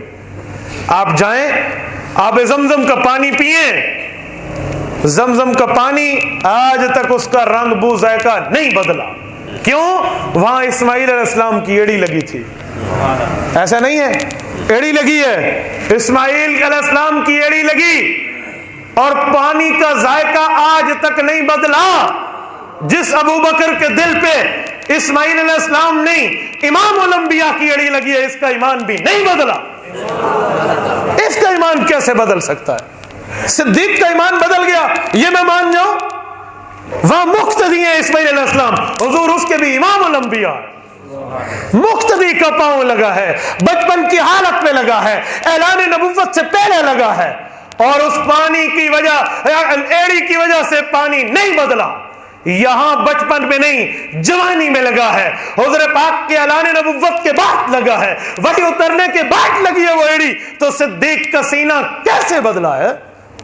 یہ نہیں ہو سکتا, یہ نہیں مانا جا سکتا کہ ابو بکر کا سینہ بدلا ہوگا. وہ لے کر چلے ہیں اور وہاں پر غار تک جا کر پہنچایا ہے, اور غار میں ابو بکر پہلے گئے ہیں, حضور بعد میں گئے ہیں. ابو بکر خادم بن کے گئے تھے, حضور کے سفر میں حاکم بن کے نہیں گئے تھے. غار کو صاف کیا اور اپنی چادروں کو اتار کے ایک ایک ٹکڑے کر کے, یقین مانے حیران ہو جاتا ہے بندہ. اس موقع پر صدیق اکبر نے اپنی قمیض کی چادریں بھی ٹکڑا ٹکڑا کر کے غاروں کو بند کیا تھا. صدیق نے اس سفر میں کچھ عرصہ بغیر قمیض کے سفر کیا, کہیں راستے میں حلے اور کپڑے ملے. ابو بکر صدیق نے ایک ایک جگہ, اور ایک سوراخ بچ گیا جہاں کوئی کپڑا نہیں تھا, تو صدیق نے اپنی ایڑی وہاں رکھی. یا رسول اللہ اندر تشریف لے آئے, حضور آئے ہیں, حضور پاک آئے ہیں. باہر اللہ کے فضل سے مکڑی نے جالا تن دیا ہے, کبوتری نے انڈے دے دیے ہیں, اور یہ اندر بیٹھے ہیں, اور رسول اللہ صلی اللہ علیہ وسلم آرام میں ہیں. صدیق اکبر پہرے میں ہے. اس موقع پہ سامنے ڈنگ مارا ہے. وہ سانپ مشکی ہے, دشمن ہے, ڈنگ مارا ہے. ایک بندہ مجھے کہنے لگا وہ حضور کی زیارت کے لیے بیٹھا ہوا تھا, تو ابو بکر نے آگے پاؤں رکھ دیا, تو اس وجہ سے وہ حضور کو دیکھ نہیں سکتا تھا, سالوں سے بیٹھا تھا, تو اس لیے اس نے ڈنگ مارا تھا کہ یار پاؤں ہٹا, میں تو دیکھنے بیٹھا ہوں. میں نے کہا تیرا یہ جھوٹ مان لوں تو ایک سوال کا جواب تجھ سے کبھی نہیں بنے گا کہ جو حضور کا عاشق ہوتا ہے وہ ابو بکر کو ڈنگ نہیں مارتا. جو پیغمبر کا عاشق ہوتا ہے ابو بکر کو ڈستا نہیں ہے. وہ اس ابو بکر کو سلام پہلے کر, میں یہ تیرا بے وقوفانہ دلیل کی دنیا میں ڈھکوسلا نہیں مان سکتا.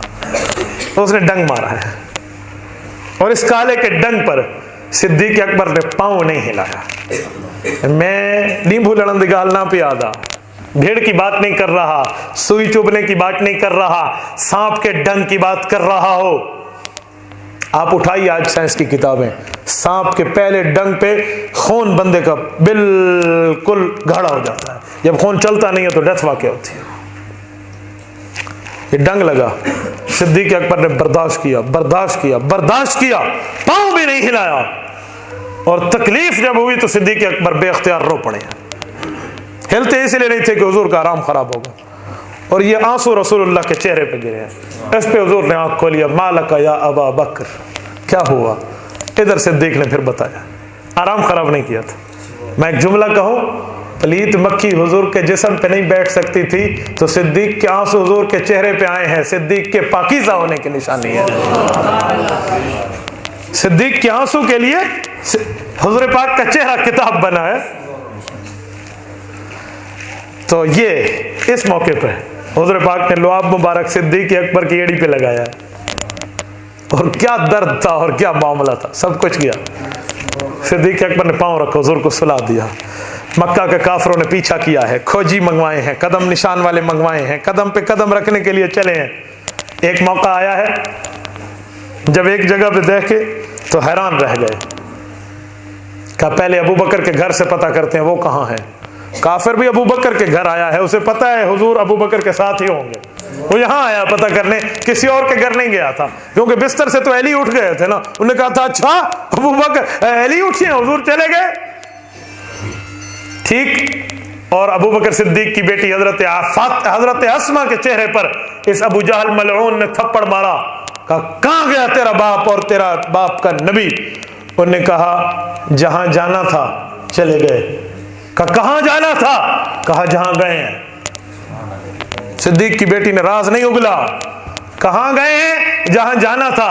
کہاں جانا تھا؟ جہاں چلے گئے، بات ختم۔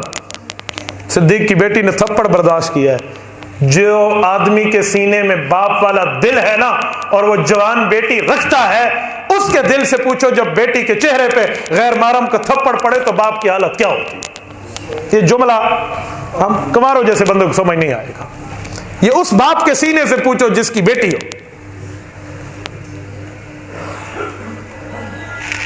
نہیں ہوا، نہ بتایا، یہ چلے کھوجی قدم کہاں ہے، قدم، یہ دو بندوں کے نشان جا رہے ہیں، جا رہے ہیں، جا رہے ہیں، فلاں جگہ تک گئے ہیں۔ کھوجی نے کہا بھئی میرا تو دماغ بند ہو گیا، میرا علم جواب دے گیا۔ کہا کیا ہوا؟ کہا پیچھے سے دو بندوں کے قدم آ رہے تھے، اب ایک کے قدم ہو گیا ہے، ایک بندہ نہ پیچھے گیا ہے، نہ آسمان کھا گیا، نہ زمین، کہاں گیا؟ ابو جہل نے یوں سے کچوکا مار کے کہا جاؤ، تیرا علم جواب دے گیا، میں جواب دیتا ہوں، بتا یہ قدم کون سے ہیں، جو دار خدیجہ سے چلے ہیں یا منزل ابو بکر سے چلے؟ کون سے قدم کے نشان آگے جا رہے ہیں؟ اور نے کہا جی منزل ابو بکر سے چلنے والوں کے نشان ہے۔ کہ بس مجھے سمجھ آ گیا ہے، اس موقع پہ ابو بکر نے اپنے نبی کو کندھوں پہ اٹھا لیا ہوگا۔ یہ ابو جہل جیسا ملعون مان گیا ہے کہ یہ اس طرح محب رسول اللہ کا۔ بہرحال آگے چلے تو اس نے کہا جی غار میں جا کر تو پاؤں ختم ہو گیا، اب غار میں ہے۔ وہ غار کا سلسلہ ایسا ہے کہ بندہ کھڑا ہو تو نہیں دیکھ سکتا، بیٹھنا چاہے یوں دیکھتے ہیں اوپر جا کے، کیونکہ غار یوں ہے، نیچے سے پھر ہے۔ تو ان کے پاؤں پہنچ گئے اور ابو بکر نے ان کے پاؤں دیکھ لیے اندر سے۔ کھوجی نے کہا یہاں پہ آ کے پاؤں ختم ہو گئے، اس غار میں گئے ہیں۔ تو ادھر ولید بن مغیرہ اور ان جیسے بےایمانوں نے کہا، ابی بن خلف نے، کھوجی کہا تیرا دماغ خراب ہے، تو ہمیں پاگل بناتے ہیں، ہمارے تجربے کو مات دیتا ہے، ہمارے باپ داداؤں کی پیدائش سے پہلے یہ مکڑی کا جالا ٹھہرا ہے، اندر کیسے جا سکتے ہیں؟ باہر کبوتری نے انڈے دیے ہوں، کیسے جا سکتی ہے؟ اسی لیے تو حضور نے فرمایا تھا انا احبھا، مجھے مکڑی سے محبت ہے کہ اس نے ہمارے لیے اللہ کے حکم سے کام کیا تھا۔ کہ نہیں جا سکتے ادھر، انہوں نے کہا جی گیا کہ نہیں جا سکتے، اور جگہ بتا، ہم ایسے تجھے پیسوں پہ ارینج کر کے لائیں، دفع ہو جا۔ اسے وہاں سے بھگا دیا۔ ادھر ابو بکر پریشان ہوئے، رونے لگے۔ حضور نے تسلی دے کر فرمایا لا تحزن ان اللہ معنا، غم نہ کر، اللہ ہمارے ساتھ ہے۔ اور یہی آیت قرآن بن گئی، سورۃ توبہ سورۃ نمبر 9 آیت نمبر 40۔ یہ موقع پہ قرآن بن گئے۔ اور ایک وقت ایسا بھی آیا ہے، ابن سعد نے بہت عجیب جواب لکھا ہے کہ ایک کافر نیچے بیٹھ گیا اور اپنی چادر ہٹا کر پیشاب کرنا شروع کر دیا، بالکل این غار کے دہانے پہ، یوں کرتا تو بیٹھے ہوتے۔ ابو بکر نے اس جگہ پریشان ہو کر کہا یا رسول اللہ، یہ کافر ادھر بیٹھ کے اس نے تو ہمیں دیکھ لیا۔ حضور نے فرمایا ابو بکر نہیں دیکھا اس نے۔ کہا دیکھ لیا، وہ بالکل بیٹھے۔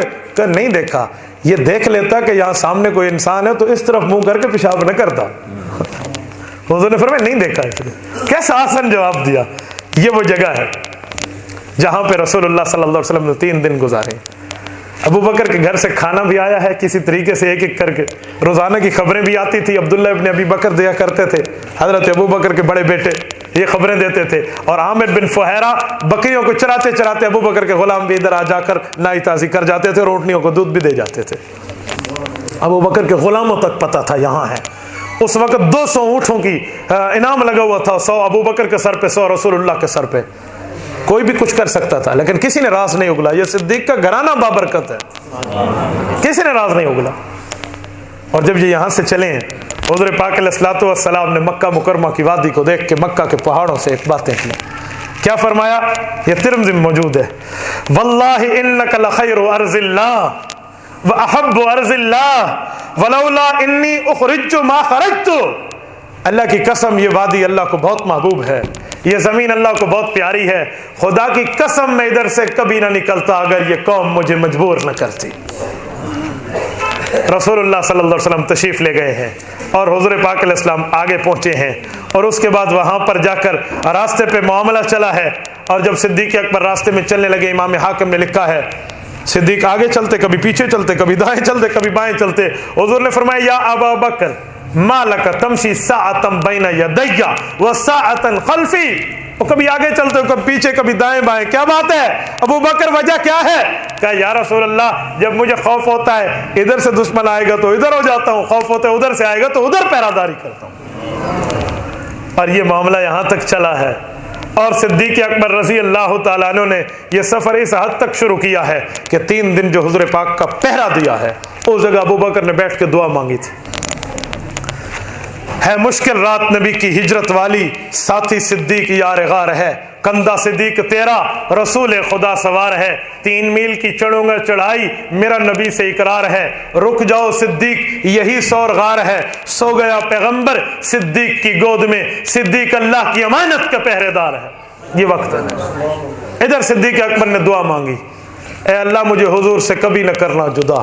ایک شاعر بڑی عجیب بات کہتے ہیں, خدا کا ارشاد ہے نبی پاک شافی محشر ہیں, جو شافی محشر ہے وہ ابو بکر کا داماد ہے. خدا کا ارشاد ہے ہجرت کی رات ابو بکر نے غار پہ بیٹھ کے مانگی دعا, خدایا مجھے حضور سے کبھی نہ کرنا جدا. غیب سے آئی ندا صدیق تیری منظور ہوئی فریاد ہے. خدا کا ارشاد ہے. وہ پہرا آج تک ابو بکر کا برقرار ہے, آج تک برقرار ہے. اور یاد رکھو غار میں ابو بکر پہلے گئے تھے, صفائی کی تھی, حضور کو آرام دینے کے لیے حضور کو بعد میں بلایا تھا. ہل جزاء الاحسان الا الاحسان, نیکی کا بدلہ نیکی حضور نے دیا ہے. جب غار کی باری آئی ابو بکر پہلے گئے, مزار کی باری آئی حضور پہلے گئے ہیں کہ اگر قبر میں کوئی تکلیف ہوگی تو صدیق کے لیے ہٹا رکھ دوں گا. یہاں حضور پہلے گئے ہیں, وہاں ابو بکر پہلے گئے تھے. یہ چلتا چلتا معاملہ عمر فاروق تک جب آیا نا کہ ابو بکر کی غار کی نیکیاں اتنی بڑھ گئی تو حضرت عمر کہا کرتے ہیں کنز الامال باب فضل ابی بکر کے تحت موجود ہے. امام علاء الدین متقی رحمۃ اللہ علیہ نے کنز الامال حدیث کی کتاب میں لکھا ہے, عمر فرماتے تھے واللہ للیلۃ من ابی بکر یوم غار خیر من عمرہ. لوگوں عمر کی پوری زندگی کی نیکیاں ابو بکر لے لے, غار کی ایک رات والی دے دے, سودا سستا ہے. یہ ابو بکر کنز الامال کی روایت ہے حضرت عمر کی. اور راستے پہ چلتے ہوئے ایک جگہ سراقہ ملا ہے, سراقہ بن مالک. سراقہ ملا اور یہ وہ شخص ہیں جن کو پتہ چلا اس پہ 100 اونٹ انعام ہے, بھاگے دوڑے ان کو پکڑنے کے لیے. ایک وقت آئے کہ بالکل قریب پہنچ گئے رسول اللہ صلی اللہ علیہ وسلم کے, اور اس جگہ جب قریب آئے تو ان کا گھوڑا زمین میں دھس گیا.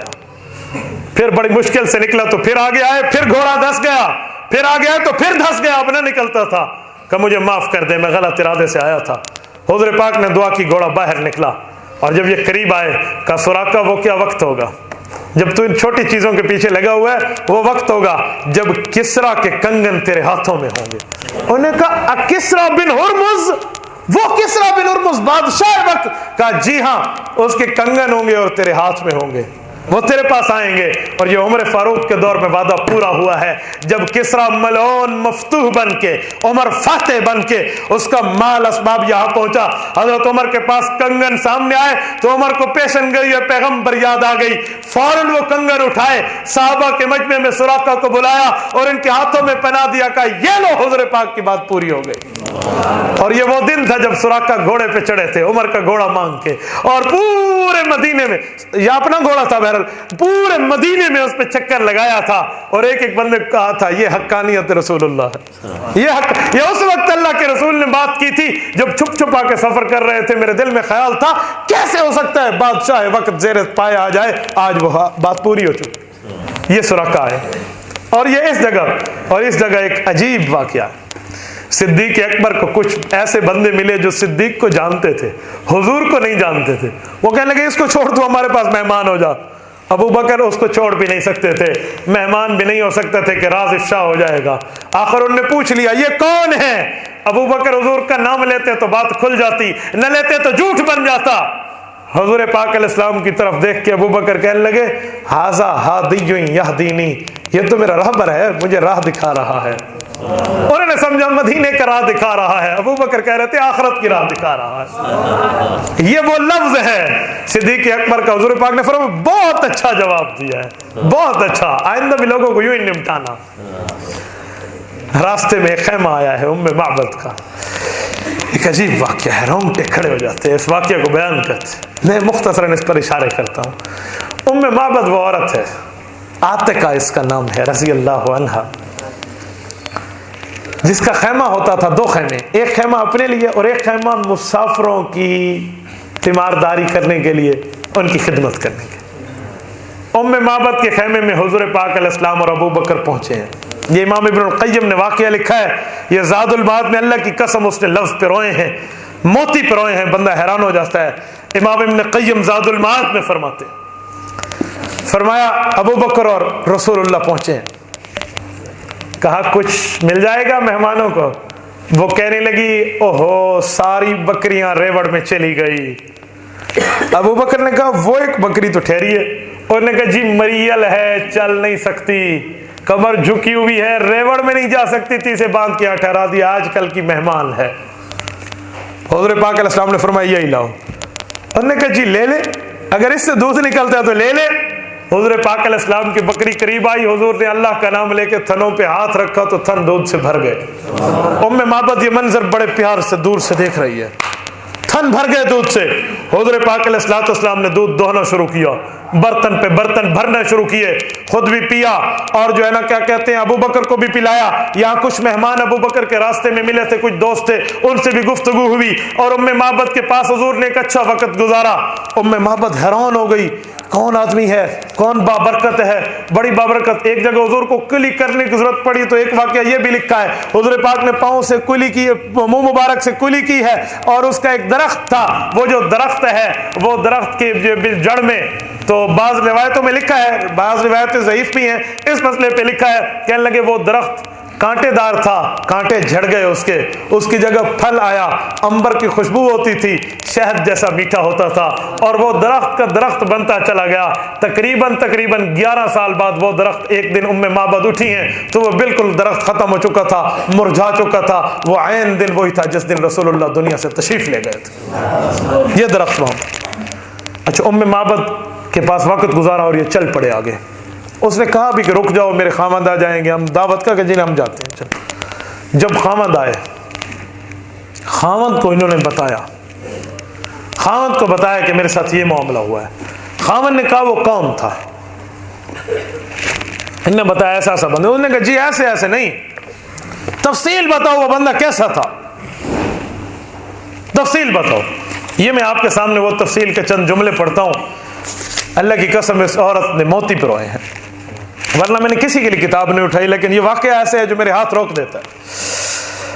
خاوند نے کہا صفیہ لی یا ام معبد قالت حضرت ام معبد حضور پاک کی شکل مبارک بیان کرتے ہوئے کہتی ہے ظاہر الوضاعاتی ابلج الوجہ حسن الخلقی لم تعبہ سعلا ولم تزری به سعلا وسیم قسیم وفی عینیہ داج وفی اسفارہ وطن وفی صوتہ سہل وفی عنقہ سطح احور اقول ازج اقرن شدید سواد الشعر اذا سمت لاہ الوقار وان تکلم لاہ البہاء اجبل الناس وابہمہم من بعید واحسنہ واعلاہ من قریب حلو المنطق فصل نا لزن ولا حذر کان منطقہ حضرات نظم یتحدرن ربعۃ لا تقہمہ عین من قصر ولا تشنعہ من طول غصن بین غصنین فهو انظر الثلاثة منظرا واحسنهم قدرا له رفقاء يحفون به اذا قال استمعوا لقوله واذا امر تبادروا الى امره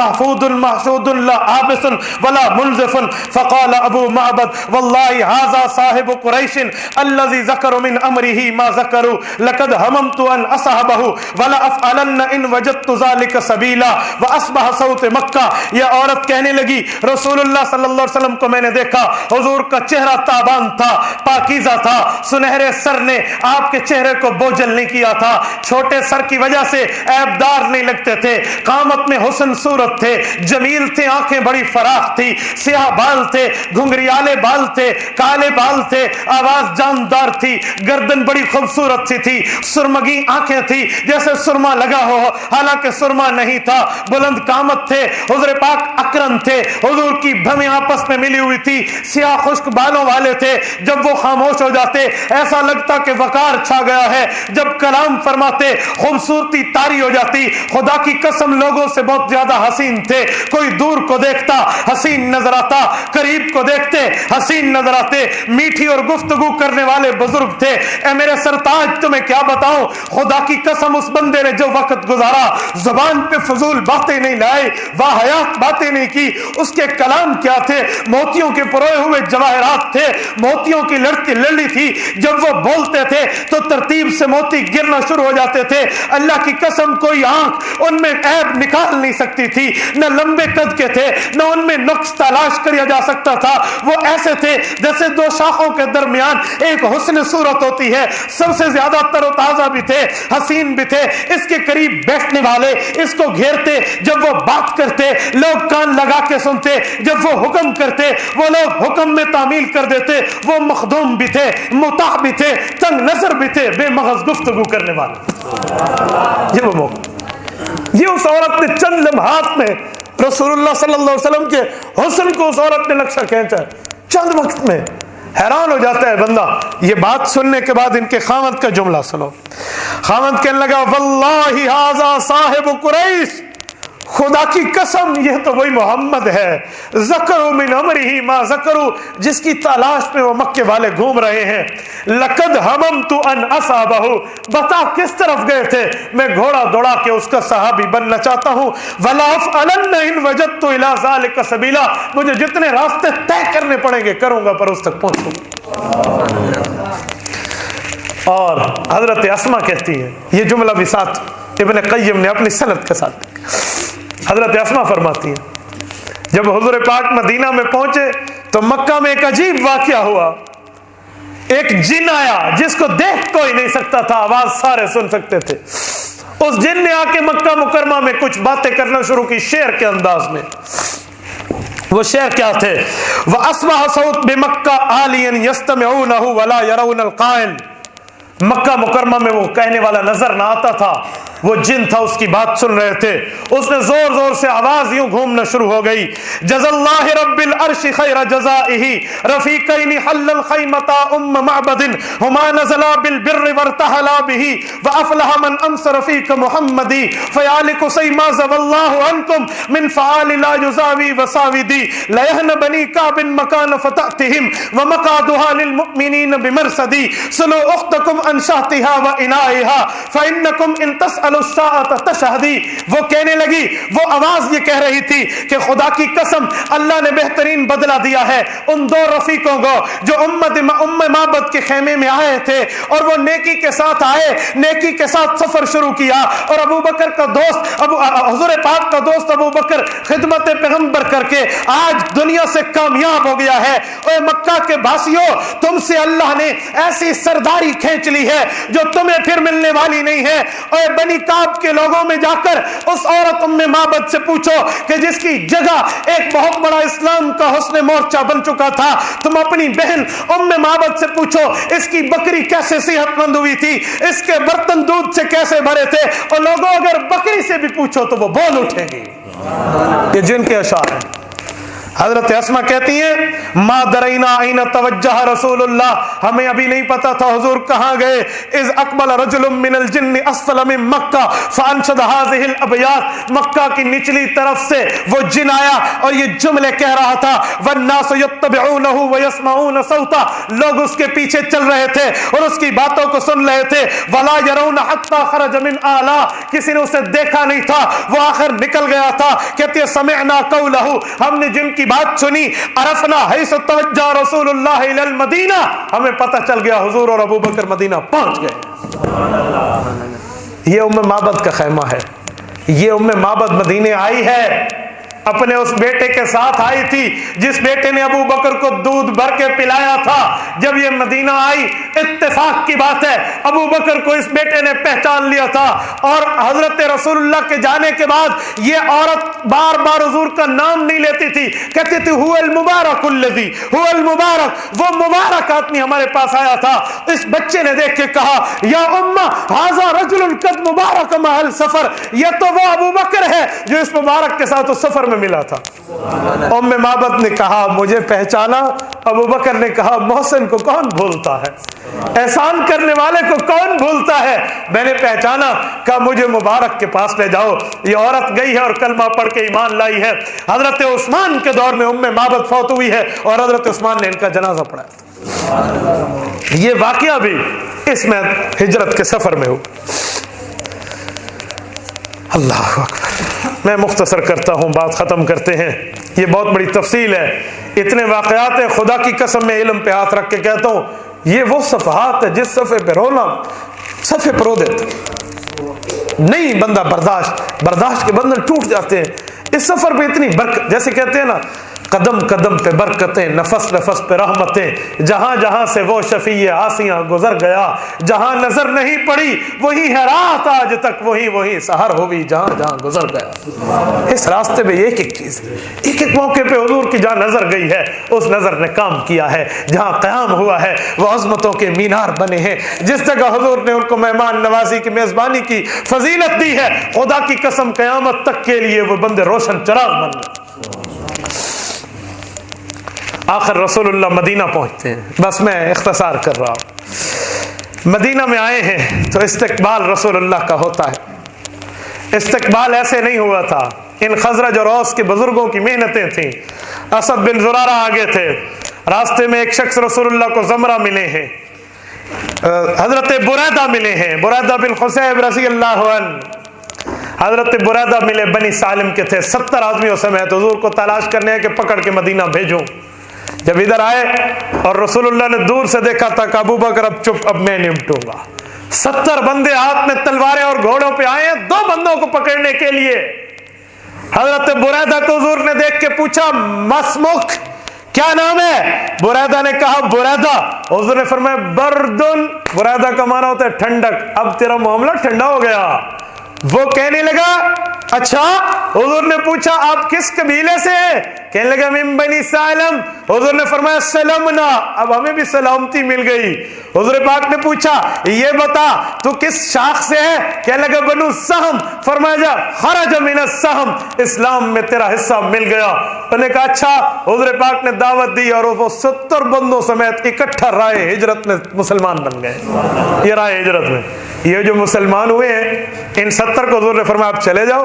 بریدہ نے کہا رسول اللہ میں نہیں جاؤں گا، میں آپ کے ساتھ ہی جاؤں گا۔ مدینہ میں داخلے کے وقت یہ چلے 2 تھے، پہنچے 3 ہیں۔ بریدہ چلے اور اپنی چادر کو کاٹ کے کہا تھا یا رسول اللہ آپ امام الانبیاء ایسے نہیں جائیں گے، میں آپ کے لیے پرچم بناؤں گا۔ اس پرچم کو لے کے آگے آگے وہ چلے ہیں۔ اسلام میں پہلا پرچم اس بریدہ نے اٹھایا ہے، پورے ملت اسلامیہ کے تمام پرچموں کا ثواب اس بریدہ بن خصیب رضی اللہ عنہ کے کھاتے میں جائے گا۔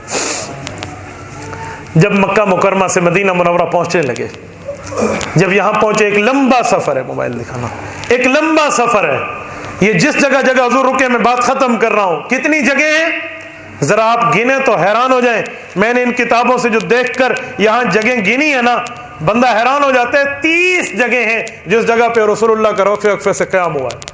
میں سب پہ بات کرتا، میرے پاس ٹائم ہوتی، میں ان علاقوں کے نام آپ کو سنائے دیتا ہوں تاکہ اس سے بھی برکت حاصل ہو جائے گی۔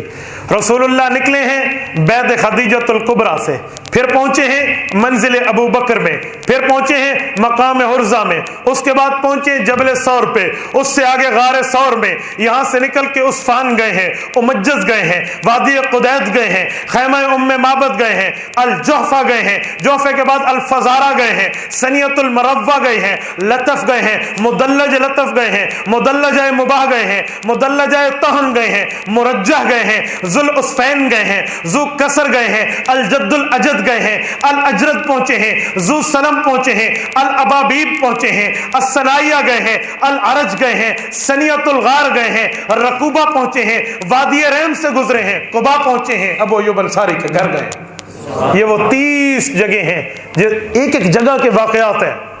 ایسے ابن قیم نے زاد المعاد، یہ پہلی اس کی 2 جلدیں، ایسی 4 جلدوں میں نہیں لکھا، ایک تفصیل ہے اس پر۔ میں پتہ نہیں کتنے ہم نے وقت میں اس کو کلوز کیا ہے، ورنہ بہت مشکل کام ہے ہجرت النبی کی یوں باب کو اکٹھا باندھ دینا۔ یہ صرف حضور پاک علیہ السلام کی توجہ ہے اور اللہ کا فضل ہے۔ جب حضور پاک قباء پہنچے ہیں، قباء میں پتہ کیا یہ میرے جو صاحب آئے تھے کہاں رہ رہے ہیں، کلثوم بن حدم کے مکان میں رضی اللہ عنہ۔ رسول اللہ صلی اللہ علیہ وسلم نے کلثوم بن حدم کو اپریشیٹ فرمایا، بہت اچھا کیا، ان کو جگہ دی ہے۔ کلثوم بن حدم نے کہا یا رسول اللہ آپ کا یہاں قیام ہے، یہاں روایتیں 2 ہیں، یہ 4 دن رکے ہیں یا 14 دن رکے ہیں، دونوں روایتیں۔ حضور پاک کے کہنے پہ مسجد بنائی گئی ہے، اور یہ پہلی مسجد ہے اسلام میں، من اول یوم احق ان تقوم فیہ، مسجد قباء۔ اس جگہ کھجوریں خشک ہوتی تھیں، اس جگہ روکا گیا، اور یہ صحابہ نے پہلی مسجد بنائی ہے۔ مسجد نبوی سے بھی پہلی مسجد ہے، مدینہ میں اسلام کے اندر پہلی مسجد۔ یہاں رسول اللہ رکے، ان کے ساتھ رہے۔ جمعہ کا دن آیا تو حضور چلے، صبح صبح چلے اللہ کے رسول۔ 1 کلومیٹر قباء سے آگے جائیں مدینہ کی طرف تو محلہ بنی سالم آتا ہے، آج بھی وہ محلہ ہے۔ میں وہ مسجد جمعہ دیکھ کر آیا ہوں، اس جگہ اللہ کے رسول رکے۔ یہ وہ جگہ تھی جس کو بنو نجار کا محلہ کہتے ہیں۔ بنو نجار کا نام آئے نا تو بندہ ہل جاتا ہے۔ یہ رسول اللہ کے نانے جی کا گھر ہے، حضور کے نانا جی کا نام ہے حضرت وہب، یہ حضرت آمنہ کے والد ہیں سیدنا وہب، یہ ان کا محلہ ہے۔ یہ وہ جگہ ہے جب رسول اللہ کی عمر 6 سال کے لگ بھگ تھی تو اماں آمنہ رسول اللہ کو اپنے نانا جی سے ملانے یہاں لائی تھی۔ اسی واپسی پہ حضرت اماں آمنہ کی وفات ہوئی ہے۔ اسی واپسی پہ کل 3 بندوں کا قافلہ تھا، اللہ کے رسول بھی ہیں، حضرت آمنہ بھی ہیں، اور حضرت کیا نام ہے، ام ایمن، جزاکم اللہ، ام ایمن۔ میں ان کا اصل نام سوچ رہا تھا، اصل نام ان کا برکہ ہے، حضرت ام ایمن ہے یہ تیسری۔ اور راستے پہ حضرت اماں آمنہ کا انتقال ہوا ہے ابوا میں۔ میں اللہ کے گھر میں بیٹھا ہوں، میں ابوا گیا ہوں، میں نے اپنی آنکھوں سے 2 بار ابوا کی زیارت کی ہے۔ حضرت اماں آمنہ رسول اللہ کی والدہ مکرمہ کی قبر وہاں موجود ہے۔ عجیب جگہ ہے، ایک طرف ساحل سمندر ہے، 3 طرف پہاڑیوں کا علاقہ ہے۔ آپ وہاں سے آئیں بنی عبداللہ سے آئیں کثرت العنبر، وہاں سے نکل کے راستے میں آئیں رابغ کے سفر پہ، رابغ سے ساحل سمندر پہنچے، وہاں سے آپ مستورہ آئیں، مستورہ سے 22 کلومیٹر دائیں ہاتھ پہ ابوا کی وادی آج بھی موجود۔ یہ وہ جگہ ہے جس جگہ بندہ پہنچے تو ماں اور بیٹی کی محبتیں یاد آتی ہیں۔ یہاں حضور پاک کی والدہ فوت ہوئی ہے، اس بچے کی عمر 6 سال ہے، 6 سال۔ آپ مجھے بتاؤ 6 سال کے بچے نے ماں کی صدمہ کیسے سہا ہوگا؟ جہاں ام ایمن ساتھ ہے، ام ایمن نے بھی حضور کو دودھ پلایا ہے، ایک واسطے سے حضور کی والدہ بنتی ہیں، لیکن اپنی ماں تو اپنی ماں ہی ہوا کرتی ہے، اپنی ماں تو اپنی ماں ہوتی ہے۔ رسول اللہ بھی اس جگہ زیارت کے لیے آئے تھے. امام سیوطی نے لکھا ہے رسول اللہ ادھر آئے ہیں اور حضرت ام آمنہ کے اسلام کا اعلان کر کے گئے تھے. ایک تفصیل ہے, میں کبھی والدین مصطفیٰ سیمینار میں انشاءاللہ اس پر تفصیلی بات کروں گا. میں یہاں ایک بات کہتا ہوں, اس قبر میں جاؤ اور وہ چوٹی دیکھو, اس سے اوپر پہاڑ نہیں ہے جس جگہ ام آمنہ کی قبر ہے. کیسے اس بچے نے اور کیسے اس عورت نے وہاں تک تدفین کی ہوگی, یہ کیسے 1400 سال پہلے گئے ہوں گے. لا الہ الا اللہ محمد رسول اللہ, میں اللہ کے گھر میں ہوں, میں نہیں چڑھ سکتا تھا اس پہاڑ پہ, میں راستے میں بیٹھ گیا. پانی ہمارے پاس تھا, مجھے دوستوں نے پانی پلایا, میں نے کہا یار میں یہاں سے فاتحہ پڑھ لیتا ہوں. میرے ساتھی جو تھے انہوں نے کہا استاد جی آپ ہی تو لائے ہیں, اب ہمت ہار بیٹھے. میری کمر اور میری جسم جواب دے گیا تھا, میں اوپر آج 1400 سال کے بعد بھی نہیں چڑھ سکتا تھا. پتہ نہیں حضور وہاں پہلے کیسے گئے. ہم بڑی مشکل سے اوپر پہنچے ہیں, بڑی مشکل سے ادھر پہنچے, اور ادھر اللہ کے رسول کی قبر ہے. ماں سے محبت حضور پاک کو بہت تھی. ایک موقع پہ حضور پاک نے مسجد نبوی میں فرمایا تھا, لوگو آج میری ماں زندہ ہوتی, میں نماز شروع کر چکا ہوتا اور مجھے میری ماں بلاتی, میں نماز توڑ کے کہتا لبیک یا امی. میں یہاں نماز توڑ کے کہتا. ماں ماں ہوا کرتی ہے, ماں کی باتیں ماں کی یاد ہوا کرتی ہے, اور ماں کی گود میں بچپن جو پلا بڑھتا ہے وہ کبھی بھولتا نہیں ہے بندے کو. ایسے تو ماں کی محبت ایسے نہیں ہے, اسی لیے تو اللہ نے فرمایا ہے میں 70 ماؤں سے بڑھ کے پیار کرتا. ماں کی محبت کی بات ہے تو وہاں بھی 70 کی بات کی ہے, باپ کی بات ادھر نہیں ہوئی, ماں کی بات ہوئی. آپ دعا فرمائیں اللہ ہمیں توفیق دے. میں والدین مصطفیٰ سیمینار پر اس پر انشاءاللہ تفصیلی بات کرنی ہے کہ حضرت عبداللہ کی بچپن, جوانی, لڑکپن کیا تھا, بڑھاپا کیا تھا. ان کی بڑھاپا تو آیا ہی نہیں ہے, ان کی زندگی کیسے تھی, اور حضور پاک کی والدہ کی بھی. آج صرف لوگ نام جانتے ہیں حضرت عبداللہ اور حضرت ام آمنہ. ہمارا عقیدہ ہے اہل سنت والجماعت کا, رسول اللہ کے والد مسلمان بھی ہیں, مومن بھی ہیں, جنتی بھی ہیں. اس لیے عبداللہ رضی اللہ عنہ اور سیدنا آمنہ رضی اللہ تعالی عنہا. میں بات کر رہا تھا یہ بنو نجار کا محلہ حضور کے ننیحال ہے. اس جگہ حضور جب گزرے تو ان نے کہا یا رسول اللہ ہمارے بھائی ہیں وہ ہمارے چچا زاد قبا والے کلثوم بن ادم کے پاس رکے ہیں, اپنے ننیحال میں نہیں رکیں گے, ہم بھی تو آپ کے اوپر حق رکھتے ہیں. یہاں کے بزرگ کہنے لگے یا رسول اللہ ہم آپ کے ماموں لگتے, ماموں کی جگہ اور ماؤں کے گھر تو پیارے ہوتے ہیں. ان نے اتنی محبت سے رسول اللہ کو ریکویسٹ کی کہ حضور سے رہا نہ گیا, حضور بیٹھ گئے. اور اس جگہ رسول اللہ صلی اللہ علیہ وآلہ وسلم نے جمعہ کا ٹائم ہوا تو اسلام میں پہلے جمعہ یہاں جمعہ ادا فرمایا. آج بھی وہاں مسجد جمعہ قائم ہے, آج بھی قائم. ٹھیک ہے, اس مسجد جمعہ ہے. پھر آگے چلے ہیں, ابو ایوب انصاری کا مکان آیا ہے, یہ آخری جگہ ہے رسول اللہ کی.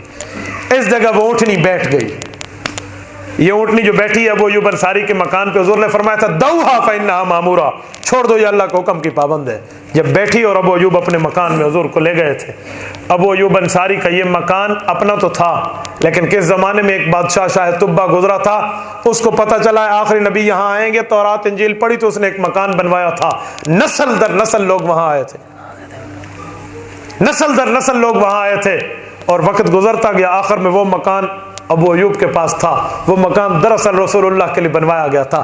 اس موقع پر رسول اللہ صلی اللہ علیہ وسلم وہاں پر تشریف لے گئے تو گویا میزبان رسول بھی ہے حضرت ابو ایوب, اور اگر وہ پرانی نسبت دیکھی جائے تو مہمان رسول بھی ہے کہ گھر حضور پاک کا تھا. اور یہ سلسلہ یہاں تک پہنچا ہے, اور اس جگہ تک پہنچ کے یہ ہجرت کے بہت سے فوائد سمجھ آتے ہیں. مواخات بھی سمجھ آتا ہے, بھائی بھائی بننا بھی سمجھ آتا ہے, مدینہ کا عرض ہونا, طیبہ ہونا, یثرب سے مدینہ تو منورہ ہونا, اور اس کی قسمیں بھی سمجھ آتی ہیں. اللہ آپ کو بھی اور ہمیں بھی صراط مستقیم بھی عطا فرمائے, اور ہجرت النبی کے فوائد بھی عطا فرمائے. وآخر دعوانا الحمدللہ رب العالمین. یہ فرما رہے ہیں 8 بجے جنازہ ہے, بس مختصر سی بات کرتے ہیں اور اس کے بعد دعا کر لیتے ہیں.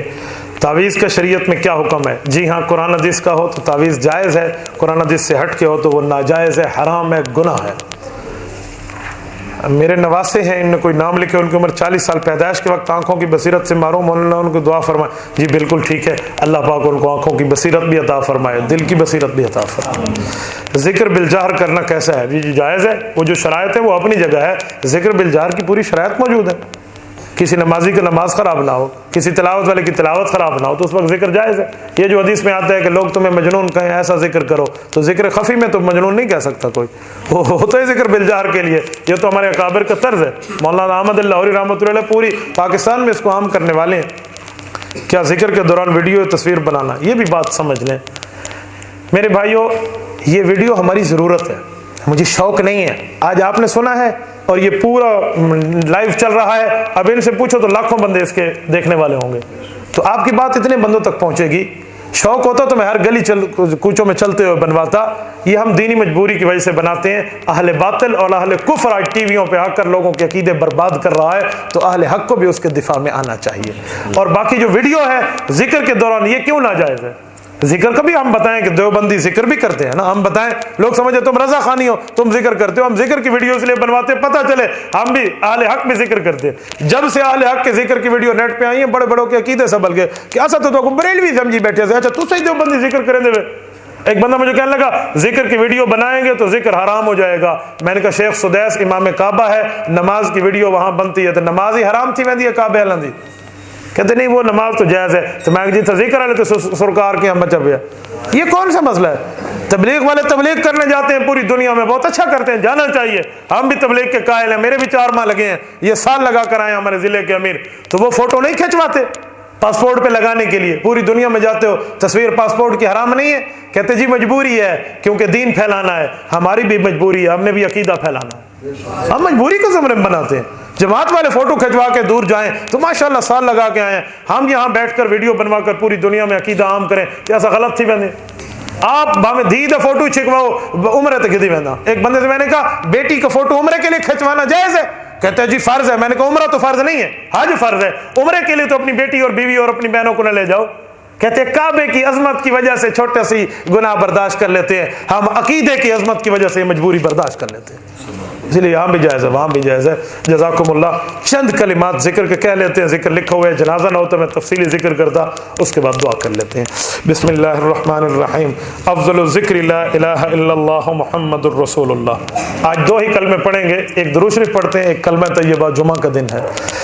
لا الہ الا اللہ، لا الہ الا اللہ، لا الہ الا اللہ، لا الہ الا اللہ، لا الہ الا اللہ، لا الہ الا اللہ، لا الہ الا اللہ، لا الہ الا اللہ، لا الہ الا اللہ، لا الہ الا اللہ محمد رسول اللہ صلی اللہ تعالی علیہ وعلی آلہ وصحبہ وبارک وسلم۔ لا الہ الا اللہ، لا الہ الا اللہ، لا الہ الا اللہ، لا الہ الا اللہ، لا الہ الا اللہ، لا الہ الا اللہ، لا الہ الا اللہ، لا الہ الا اللہ، لا الہ الا اللہ، لا الہ الا اللہ، لا الہ الا اللہ محمد رسول اللہ صلی اللہ تعالی علیہ وعلی آلہ وصحبہ وبارک وسلم۔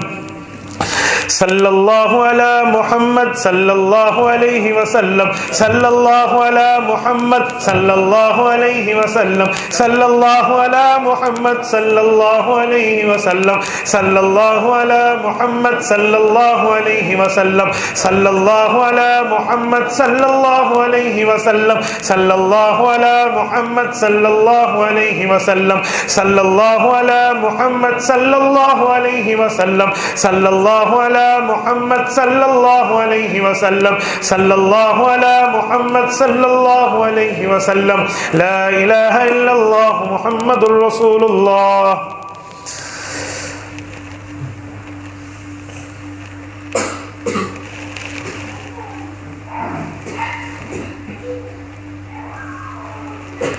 لا الہ الا اللہ محمد الرسول اللہ۔ الحمدللہ رب العالمین والعاقبۃ للمتقین۔ اے اللہ اس پروگرام کو قبول فرما، اے اللہ جو ٹوٹی پھوٹی باتیں ہوئے سے اپنی بارگاہ میں قبول فرما، ہمارے لیے عذاب قبر سے نجات کا ذریعہ بنا، عذاب جہنم سے نجات کا ذریعہ بنا، آخرت میں نجات کا ذریعہ بنا، جنت الفردوس ٹھکانہ بنا۔ اللہ جن احباب نے پروگرام کیا ہے، خصوصاً حضرت خلیفہ صاحب نے، بھائی محمد آصف نے، بھائی فرید صاحب نے، ان احباب نے جن نے نعت پڑھی ہے، جن نے گفتگو فرمائی ہے، اللہ جو علماء تشریف لائے ہوئے ہیں، ان تمام کو اللہ جزائے خیر عطا فرما۔ اس پروگرام میں دام درم قدر سخن جن کا تعاون ہوا ہے، اللہ اس تعاون کو قبول فرما, اس مسجد نبوی کو اس مسجد کو مسجد نبوی کے اعمال سے منور فرما. حضور پاک نے جو دعائیں مانگی ہیں صلی اللہ علیہ وسلم ہمیں عطا فرما, جن سے پناہ مانگی ہمیں پناہ عطا فرما. اے اللہ قرض داروں سے قرضوں خلاصی کی صورت پیدا فرما, بے نکاحوں کو حق والے جوڑ والے نکاح عطا فرما. اے اللہ ہمارے ملک کو دہشت گردی سے بچا, ہمارے مذہب کو فرقہ واریت سے بچا. اللہ ہمیں دہشت گردی اور فرقہ واریت ان دونوں لعنتوں سے جان چھڑانے کی اور اس کو پرامن رکھنے کی توفیق عطا فرما. اللہ ہمارے ملک کی حفاظت کرنے والوں کی حفاظت فرما, اور ان کی حفاظت کرنے والوں گھروں کی بھی حفاظت فرما. صلی اللہ تعالی علی خیر خلقہ محمد وعلی آلہ وصحبہ اجمعین. لا الہ الا اللہ, لا الہ